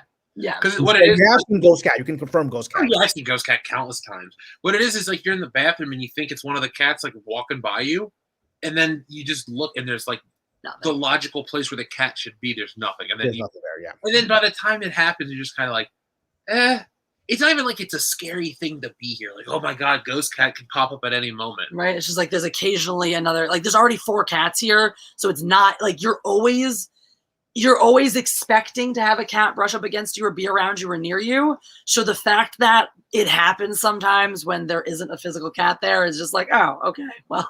Well, the most famous ghost cat in America is actually there's been a ghost cat in the White House that's been documented into the 1800s, right? Before Lincoln, people were talking about this cat that would appear in the residential things. People talk about well into the 20th century. Yeah. So, oh, the weird thing is, ever since we had, I don't know if we told you about our housing shit. We had our property manager's been harassing us, is trying to. You mentioned that you were having some problems with this person, yeah. Ever since that happened, ghost activity super spiked. And we had the weirdest one was we keep a little jar of extra dry food in the bathroom to give Pancake because he needs extra food sometimes. And we woke up one day, I couldn't find it anywhere. It was out sitting. We had some empty boxes we were getting ready to throw away. It was balanced on top of that. And there was dry food spilled all over the sink and like in a mug, like had been poured into a mug. So the only other possibility is sleepwalking, which neither of us do. Neither of us. So someone actually went to the trouble to do that in that specific thing. Yeah. So. And no way the cats could have done it. There's no physical possible way. They don't way. have the ability with their paws to do that kind of manipulation. Exactly. Or even balance it where it was and all that shit. And there's like the way, I mean, neither of us have ever slept walked, and there is no conceivable way that one of us could without waking the other one up. Yeah. Well, I mean, I know that. I mean, I've done paranormal investigations. I actually sent you. I wrote an article for the Huffington Post. I went on ghost hunts with the guys from that TV show Ghost Hunters, and I experienced stuff. I experienced stuff. I got actual voices on my EVP voices. I heard things with my own ears in like a haunted basement. I heard a little child multiple times with my own ears, and there's nothing. It was like, the basement of a hotel, and it's like the basement is like the wall is like the side of a mountain, so it's coming out of this rock, and you're hearing this voice. And so I've experienced this stuff directly. Yeah. Oh, the house I grew up in was crazy haunted. I did an entire LIVIT stream just talking about something. I've been there and experienced it too. Yeah, you want to tell them? I went to stay at Thanksgiving 2019. We're on the 3rd floor. The guest room. We're laying in bed talking and stuff, and I like stretch my arms out like this in bed, and it's like I put my arms in cold water, and it was really eerie. And I was like, I pulled them down. I was like, and I moved my arm that way and stuff. It's normal down here, but up here. But right there, just above us, was this cold spot, and it was really uncomfortable. And then when I did it, same thing. Jeff was like, "Do you feel a cold spot?" Yep. And I thing was, I said too, it feels like I just stuck my hand in water. You hadn't said that. And scientifically, heat rises, so it shouldn't be colder up here. Yep. No. Yeah. And felt like I checked my hand to see if it was wet after I pulled it down. And then the weirder one, in your opinion. Yeah, you don't think the other one's weirder? I don't know. I think the water one might be weirder.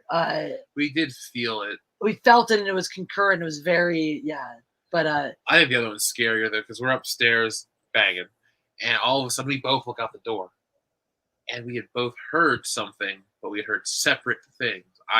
Was it you were the voice, and I was the thud? One of us heard a thud like a door slam, and the other one heard a voice, clearly, and we clearly did not hear the other noise. Yeah. Each of you heard one phenomena. Yeah. It was cool. It was weird. So the thing is, I grew up in that house, and kids are a lot more open to that kind of stuff. So I had a lot of shared experiences with my siblings and with my friends as a kid, sleepovers and all and the like. And it was really like, it was so potent in that house. Like you could walk to I could take you through the house, and I could be like, that spot's bad, that spot's bad, and that spot's bad. One of the weirdest ones too is my sister and I were getting drunk one night back home 2 years ago. She had gotten into this stuff because a friend of hers made a documentary. Cleveland's a really, really haunted city. And so his senior project as a documentary on some local ghost hunters, and Jackie did the sound for it. She's a sound person. So she had brought some of her EVP tricks, and we said, let's try it in our super haunted house. And we were just tooling around and doing some stuff, and then we decided, let's just go up to the computer room, which is the super haunted room in our collective opinion. And there, we walked in, and I'm standing in there. I think she might have standing in the other room. I'm standing in there. I'm just standing, and whatever. And then I hear this weird noise, like this weird sort of scratching noise coming from just like it, like some like right in front of me. I'm just standing in the middle of the room. There's nothing there. It could have been a bug or something or whatever. But I'm like, okay, that's weird, but that's it. And I leave, and I'm talking to Jackie in the hall, and we're like, what is that? And I'm sort of fidgeting with whatever I'm wearing, and I scratch the button on my shirt, and I realize that's the sound I had heard. So something had been scratching your clothes. Yeah. That was one of the most direct contact ones in my house, which I'm really glad about, because the shit in my house is not all good. Most of it's not. So It was not a fun place to grow up. That's why, like, the good ones, like when I have a ghost cat or Andrew, I'm thrilled. Or just any sort of benign phenomena, I'm thrilled. I'm pretty sure I got the demons, the bad shit, the stuff that, you know, kills people in my house. But for whatever reason, there's a barrier. I actually had one negative experience where something bad followed me back, and like followed me back across like the world. Like you're talking about, you brought this thing from New Orleans. So this thing happened in Hawaii. I went about 3 years ago to a ghost hunt in Hawaii with some really good friends of mine who are like have paranormal shows and blah blah. And so we went there, and the local Hawaiian guy who was the sort of spiritual leader who knew all the ghost stories, he took us all over and took us to this cave where there was an infamous, you know, murder that had taken place. A woman had been murdered in the cave, right? And as we approached the cave, we were supposed to go in and do a ghost, like, you know, EVPs and all that stuff in the cave. As we approached the cave, he stopped and he said, everyone get back on the bus right now. And we did. And he said something happened there that I felt someone grabbed me by the shoulder and pushed me back. And he said, I think that was my spiritual guardian saying, don't go in the cave. Something's wrong tonight, right? And so we're like, okay, weird, because essentially that was the event we had paid for. And he's like, no, we're not going to do it. I don't think it's safe. So we went back. When I got back to my hotel in Honolulu, right? I'm back in my hotel. I come back in. I open the door and go in. The toilet is missing. The toilet is gone. There's a hole. This is like a nice hotel in Honolulu, right? There's a hole in the ground where the toilet should be. And I'm like, what? So I call like the front desk. I'm like, excuse me, why don't I have a toilet anymore? There was a toilet when I left, right? Did you do maintenance on it? Where's the toilet? And they're like, oh, no, you called us. You called us to remove the toilet because there was a problem with it. I called you to remove the toilet? When did I call you? And the call was when I was at the cave. Someone had called in my voice the desk and had said, remove this. I'm like, but that doesn't even make sense. Why would you remove the toilet? You'd send a plumber. And they're like, oh, I don't. And they're like, we got to call. We don't know why it was removed. And they could never figure out, like, why did someone actually do that? It was like they were possessed to remove the toilet. So, okay, that was strange. All right, that was very strange. I was like, whatever. So that was really weird. So next, I'm supposed to leave like the next day, and something weird happens. Like all the flights get canceled, and I get stuck in Hawaii for like 24 hours. I can't leave, and there's, you know, it's like literally I can't leave the island, and something weird is happening. Finally, after like all kinds of stuff, I was able to find some flight off the island. And I got back, and I got stuck in like Colorado on the connecting flight for another 24 hours. So I got home like 3 days later.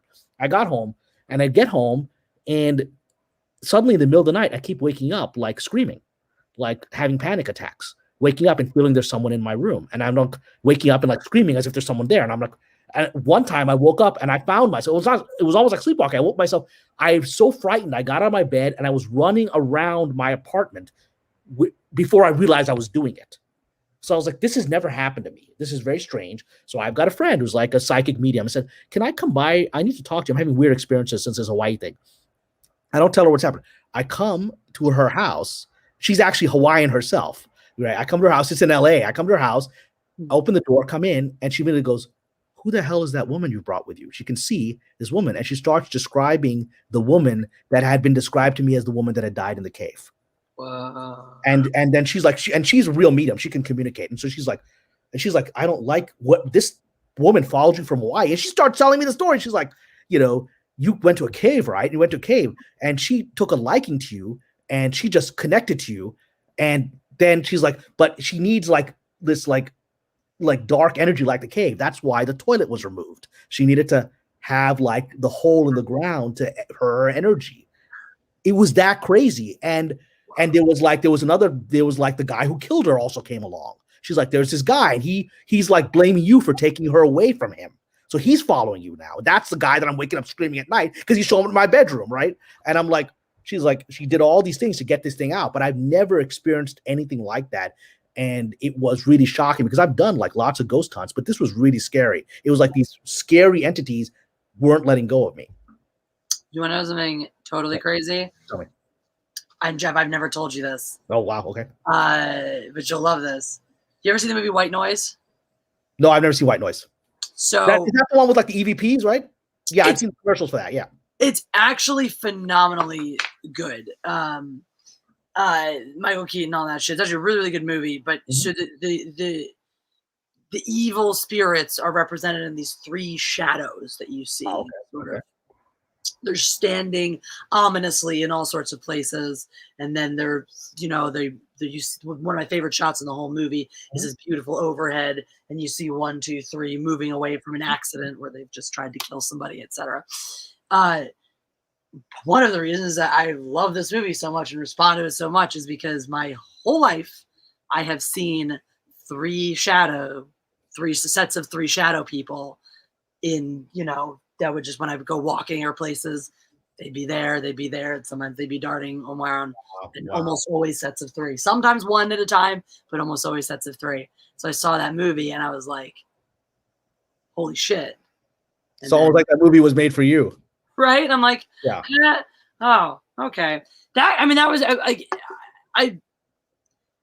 if that hadn't happened, I'm sure I would still feel all the same way as I feel about things. But it's things like that where I'm like, well, someone made a movie with Michael fucking Keaton in it, that delineates the same type of supernatural. And since then, I've also read tons about shadow people. There's tons of literature about shadow people. And they're kind of scary. I mean, they don't feel good. No, and you just know. You're like, that's not a Casper. That's something else. That's not Friendly Ghost here. That's like an entity that's got like something else going on from another dimension. Exactly. And so it was oh my God, Herrenberg, don't even start. The last time Jeff and I tried to watch White Noise 2, because I told Jeff about it, and he was like, we have to. And I was like, I don't know. And he's like, we have to. And I was like, all right, but we need alcohol. And he was like, okay. We required so much alcohol that we passed so out. So broken the next day. Oh my fuck, so broken after that. So it suffered sequelitis. Heavy sequelitis. That's not even a strong enough word to describe it. It's like the murdered, resurrected, and then put in a wood chipper sequel. It's like Piranha 3D. I love Piranha 3D, and then they did Piranha 4D, and it was terrible. And that really disappointed me. That first one was so self-aware and so funny. Yeah, it was. I watched Piranha 3D 5 times in the theater. Avatar came out the year. I watched it once in the theater, and I watched Piranha 3D 5 times. I would pick Piranha every time over Avatar. Yeah. Way better use. Yeah, I think Avatar was overrated. Everyone's just going around with it. I was like, I've seen this before. I saw this one. This was Pocahontas. I've seen this story before. Yeah, whatever. It was pretty though. Yeah, it's pretty. One of them. Loki, thank you for the super chat. Says ancient Egypt counted cats as guardians of the underworld. Yeah, I do that. Yeah. No, in many spiritual traditions, cats are seen as these beings from the other side. This is Line and Constantine, half in, half out. Anyway, I love that movie. I hear nothing bad about it. It's terrible, but that's Van Helsing's another one of my guilty pleasures. I love that movie so much. Canadian Spider-Man, thank you for the super chat. Says Cameron, will Vancouver suffer the same fate as Hollywood? Well, I mean, I guess Vancouver in the sense that there's a lot of filming there. I think Vancouver is actually going to, the problem is this. Vancouver would have gotten a surge of a lot of filmmaking because LA is so hard to film in right now, the current COVID restrictions, right? Canada's even crazier. So I don't know that anyone would go to Canada anymore, right? Because, you come there, you basically get quarantined for a month at your own expense at like some expensive hotel, right? Mm-hmm. And so I just don't think, I think Vancouver is in bigger trouble because of the local Canadian government rather than Hollywood. Yeah, I mean, the whole point is Vancouver really is in many ways. Vancouver is not its own filmmaking mecca as it is a secondary location for Hollywood. Yeah, it's a production suit location. That's what it is. And so, in the absence of Hollywood's ability to use it as a fiscally sound alternative, it really has nothing to offer. anymore. Now, that said, it could go the other way then, and you have talent, you have crew members, you have, capable creatives in Vancouver. Maybe you actually end up having a stronger surge of independent film. It could be, because you're right. They've established, well over a decade of crews there, and there's a lot of good actors that are locals that have worked in Hollywood, right? So they could develop their own industry. But again, it all depends on Canada. Canada's collapsing. I mean, Canada's falling apart. So you guys figure out your own stuff, you Canucks, right? So, but I mean, during the writer's strike, Joss Whedon's friends got together and made Dr. Harple sing-along blog. Well, the interesting you talk about production sites, I want to chat about what's happening in Georgia, right? Because Georgia is the ultimate example. We talked about Hollywood hypocrisy right now, because in the last couple of weeks, ever since this new Georgia law about election processes has been passed, Hollywood has come out and said, this is voter suppression. This is all that. They put out all the press releases, but they're not actually stopping any production there, right? So they're all like, and they just had one of these Disney Plus productions where they just a few days ago had the African American actor come out and give a long list of all the ways they're going to fight the injustice of Georgia, except they're going to continue filming the show there. So, and they made sure the black guy came out and made the statement, right? So their asses were covered. It was the same. It was the same shit when Georgia was passing their abortion laws too. It's the same exact thing. They're never going to stop filming there. That's where the money is. Exactly. And so they're just going to keep saying this stuff, which I'm like, I'm a straightforward guy. I'm like, just say what you believe and do what you say, but because we all know you're lying, so why don't you just be honest about it? I just want to make money. I don't give a fuck about what I'm saying. Just stop peddling the bullshit. Yeah, just be honest, but just embrace it. Just embrace it. Pudding Tang 2 says, now I'm scarred. Thanks, guys. Oh, what? The demons and shadow people? Yeah, I guess the scary stories we're sharing. Scary stories. Sleep with the light on for a few nights. Yeah, it's okay. I slept with the light on after that thing that happened to me. I slept with the light on for a really long time. I'm not surprised. There were areas in my house where even in broad daylight, with the lights on, I couldn't have headphones in, because it was too uncomfortable to not be able to see what was behind you. Even when it was a wall, even when a wall was behind you, it was like, nope, I need my senses. My senses, like having one sense deprived was so, maybe part of it actually, in retrospect, maybe what it was depriving one sense made me more attuned to some of the other things. And maybe that's why it was terrible. Sometimes even my own goddamn bedroom was like, this is awful. I was convinced for a while as a child that I couldn't ever stick my hand over the edge of my bed at night, or there was a witch that was going to come and steal me. I had those thoughts too about my feet. Mm-hmm. I was also convinced there were these two toilet snake monsters that lived in the toilet. Okay. And so I sometimes wouldn't flush at night because I was afraid of waking them up. Well, in like places like the Philippines or Vietnam, that might actually happen. Some place that might actually happen, right? Exactly. Yeah, like, I know. It happens in India every now and then, right? So whatever. Right? It's sort of reality. Better than being afraid of sharks in the deep end of the swimming pool. I had a friend of mine in Australia post this picture on Facebook of this massive, like, tarantula type spider that was bigger than like my hand in his bathroom. And I'm like, and he's one of these Mr. Peaceful dudes. So he went to all this trouble of carefully getting it out and putting it out in the woods. I'm like, dude, I would bring out my raid and a gun. This thing is huge. Yeah. No, thank you. Not doing that the easy way. That's a lot. That's one of the things I like about living where we are, especially, is there's not a lot of bugs where we are now. We don't get a lot of bugs in our place. I hope that's I'm not a big. I mean, I grew up in Brooklyn, so you have roaches and whatever, and I never got to. I hate roaches. I can't stand them. Games like childhood trauma in Brooklyn, whatever. But it is. Jeff, you're on the phone with me, right? Yeah. And I'm at the ATM across the street, and all of a sudden he hears me just scream, like shriek, and totally freak out. Because I look down, I'm wearing flip-flops, and on my foot is a fucking 3-inch. Jesus Christ. Whoa. Fuck. 3 inches! That's like, whatever. And so having physical contact with you, oh my God. Right. On me, and then I shake it off, and it was like coming back for me. Yeah, it doesn't give a fuck. Those things aren't afraid of you. They survived the dinosaurs. They don't give a fuck. They're like, fuck this shit. They can survive nuclear destruction. They're like, oh my God, Jesse, look at your feet. She would scream. So terrible. Oh my God. No, look, I'm honest about. Oh, there we go, Schmoopy. Oh, you're swoopy. You're swoopy. It's good. You guys, it's all good. It's all good. I like to see happy romantic people in Los Angeles, which is currently this hellhole of narcissists, unhappy people. So it's good to see a happy couple. We like happy. Mwah. Happy is a good thing. Happy is a good thing. Yars. Let me see. Where is? And I make fun of Mandy. I make fun of Mandy because she's a delightful personality. I've been on her show a few times, right? Let's just, she has a very large male fan base. And every now, I was on her channel like a few days ago, and she just accidentally dropped her husband. And so I was like, so you watch like the viewer numbers start falling because all I'm like, she got a husband, I'm out.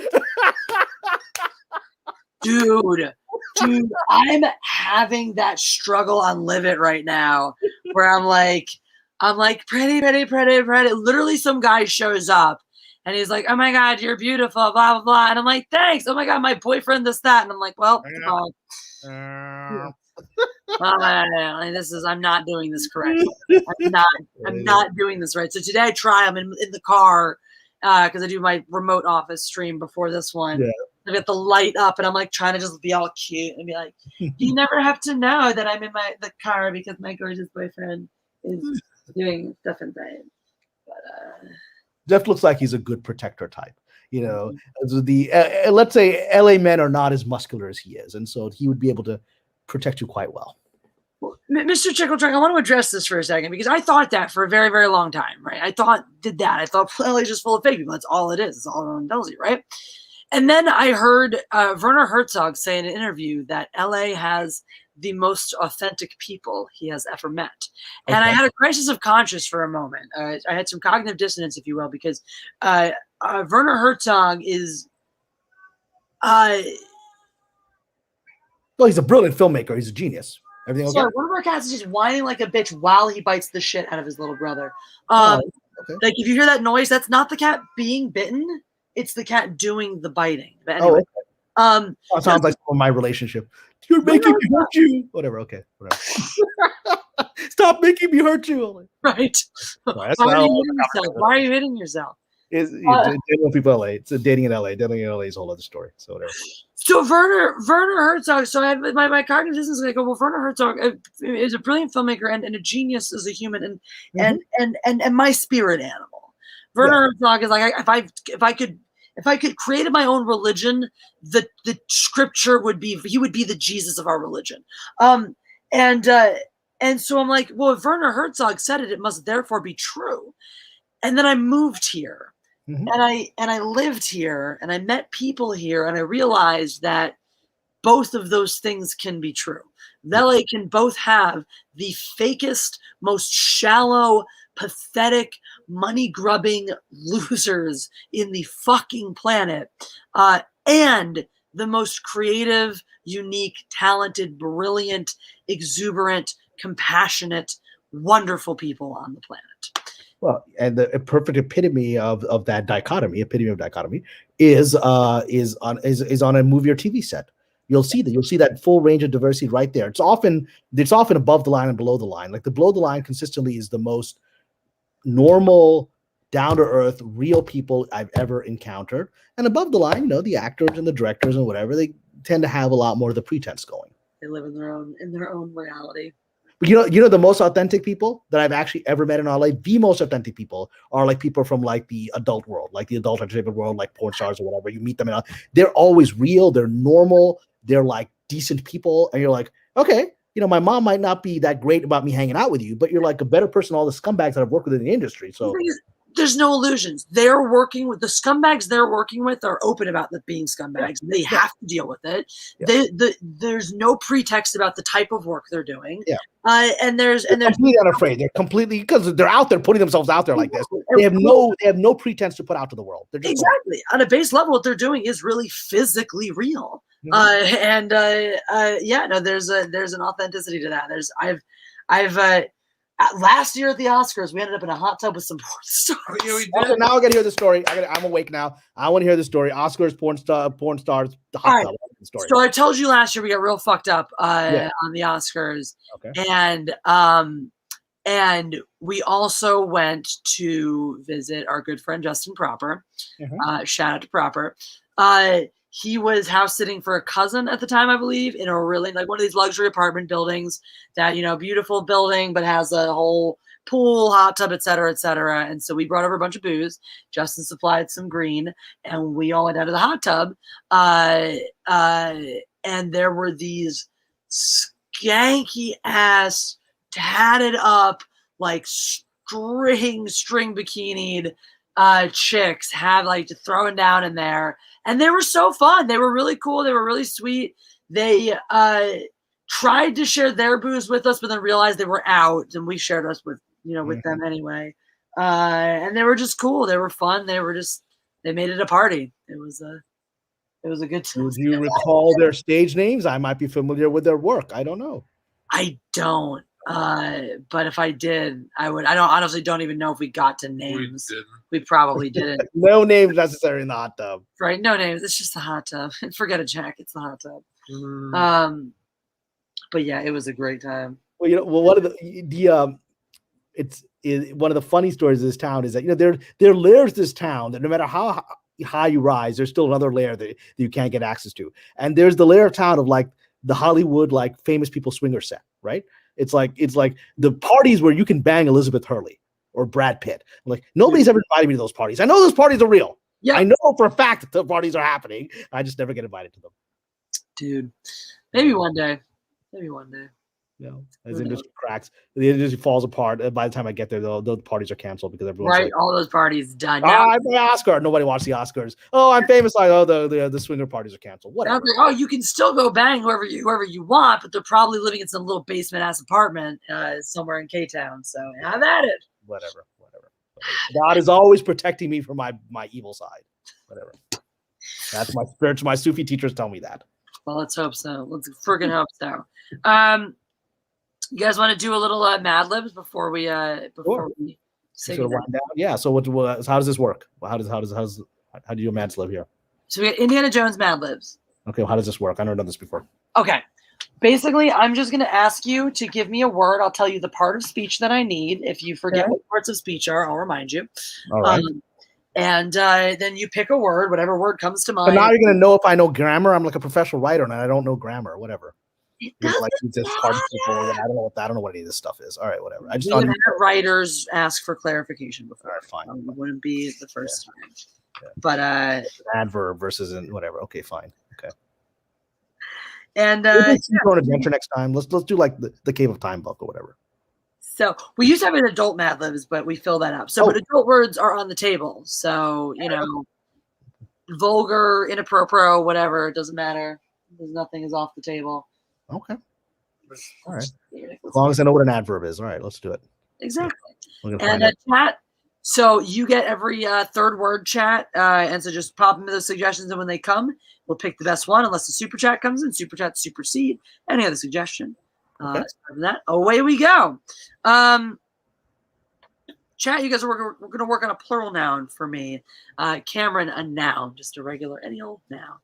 A noun, car. Good. Jeff, a noun that is plural.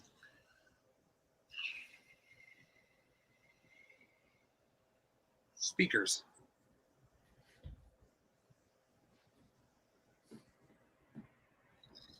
D. James Baker, is this a suggestion? Is this cockchafer? I'm assuming that's what this is happening. I don't know. I don't know what's going on there. Okay. I'm assuming this is your Mad Lib suggestion, and that this creative verbiage is a cock. So I'm going for cockchafers. $2 and we don't know what you're saying, buddy. I don't know. Okay. Cockchafers is the plural noun. Correct me if I've misinterpreted. But that usually seems to be the way of things. All right. All right. So chat, working on an adjective. We got a couple of nouns again. All right. Yeah. The DJ says, yep. So there you go. Cockchafers. All right. So a couple of nouns again. Both of you guys have nouns. Chat, you work on an adjective. So the chat is an adjective when you want me to come with a noun? Yes, you need a noun. Camel. The Muslim guy proposes the camel. Of course he does. Yeah. No. Thank you, Pagan God X. The noun. How about farmer? Farmer, okay. All right.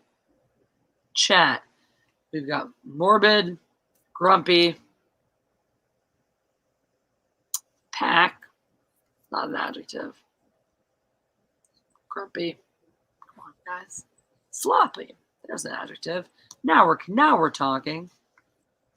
Where's the inappropriate? Where's the childishness? Where's the They're sloppy. They're sloppy. That's kind of inappropriate. third grade humor?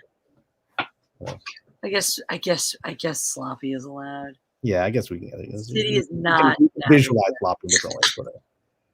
Shitty is not an adjective. That is incorrect. West Moody Webcast. We'll take sloppy for now. All right. Sloppy will do. Sloppy will do. Pernicious. That's a nice word. I don't use that word very often. Ooh, Pernicious. is a good one. That's a nice. Later. All right. We'll try that again. Noun next. So chat noun. Although you have an adjective, Cameron, so if you want to steal that one, go for it. An adjective. Okay.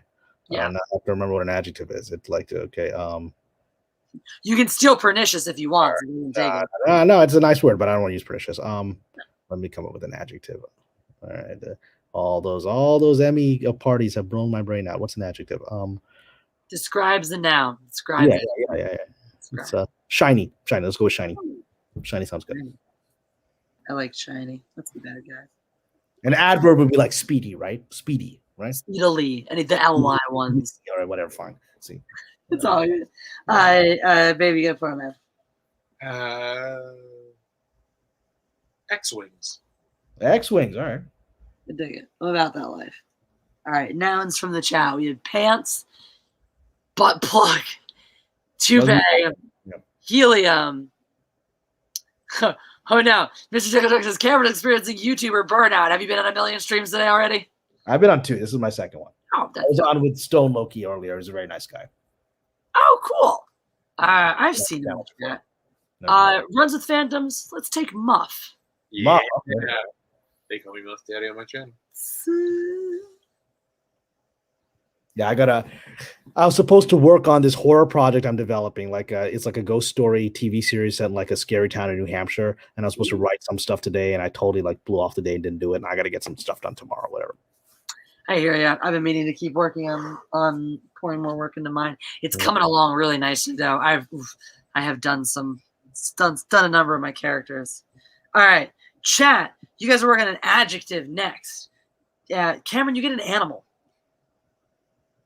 I get an animal. Let's do kitten. Kitten. Yes, Mr. Tickle Trunk. I did not say horror project. I said horror project, but yes. Put on that, baby. How about breadsticks? Breadsticks. All right.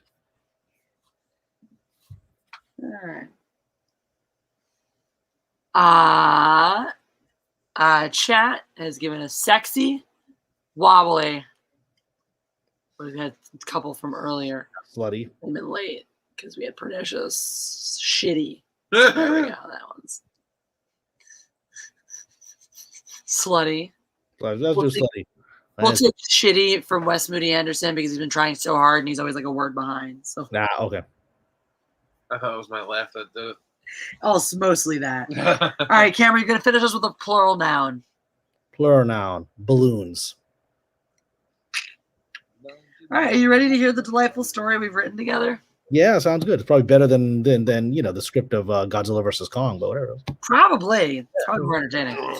Well, I should know about more entertaining. That was pretty damn yeah, again, we'll do this Mad Libs and the monsters fighting, and you got a good movie. Exactly. I'm about it. Let's not make Billy Bobby Brown say these lines. You're right over there. You just look like you're floating off into space land.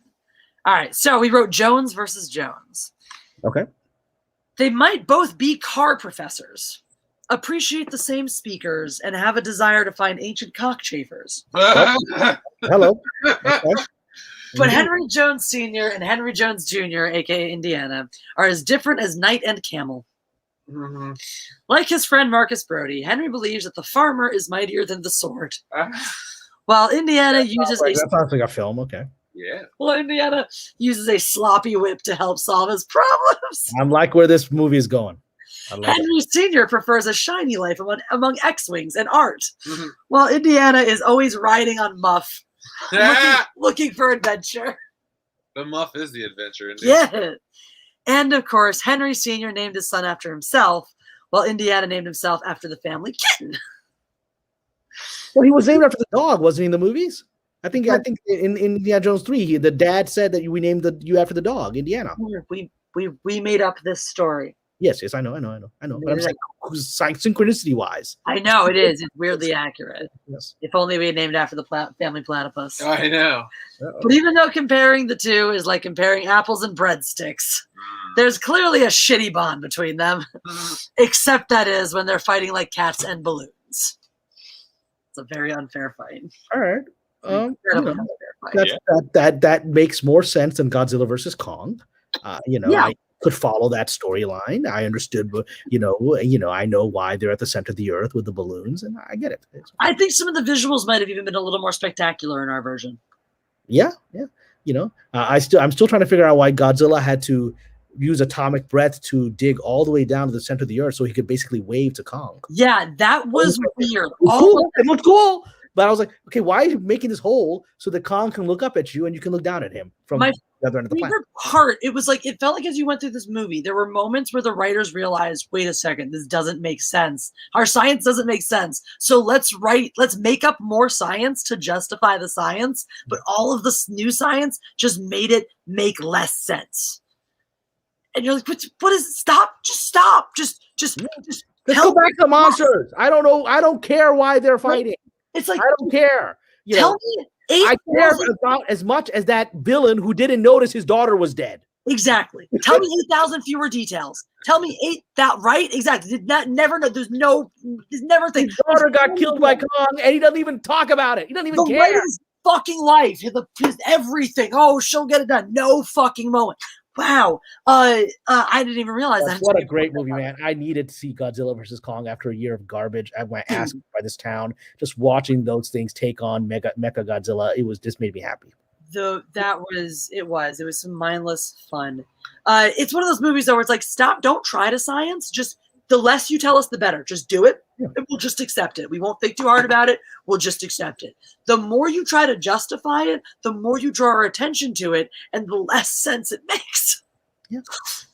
Just go to the center of the earth. We don't need to know why you're there. I just want to go somewhere where there's these cool monsters. Go down there. Spend 20 minutes less telling me why you're going there, and 20 minutes more of monsters fighting there. Correct. And then have Isaac Gonzalez run around a lot more being hot in that movie.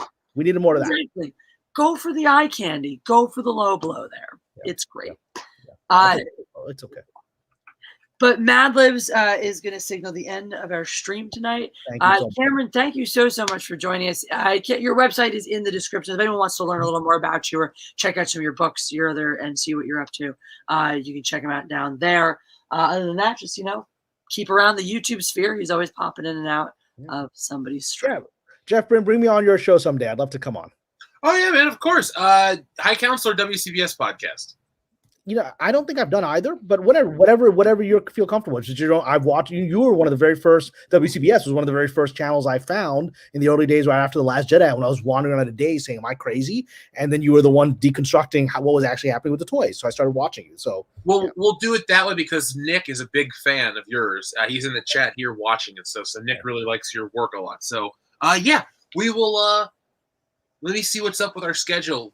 Maybe next week.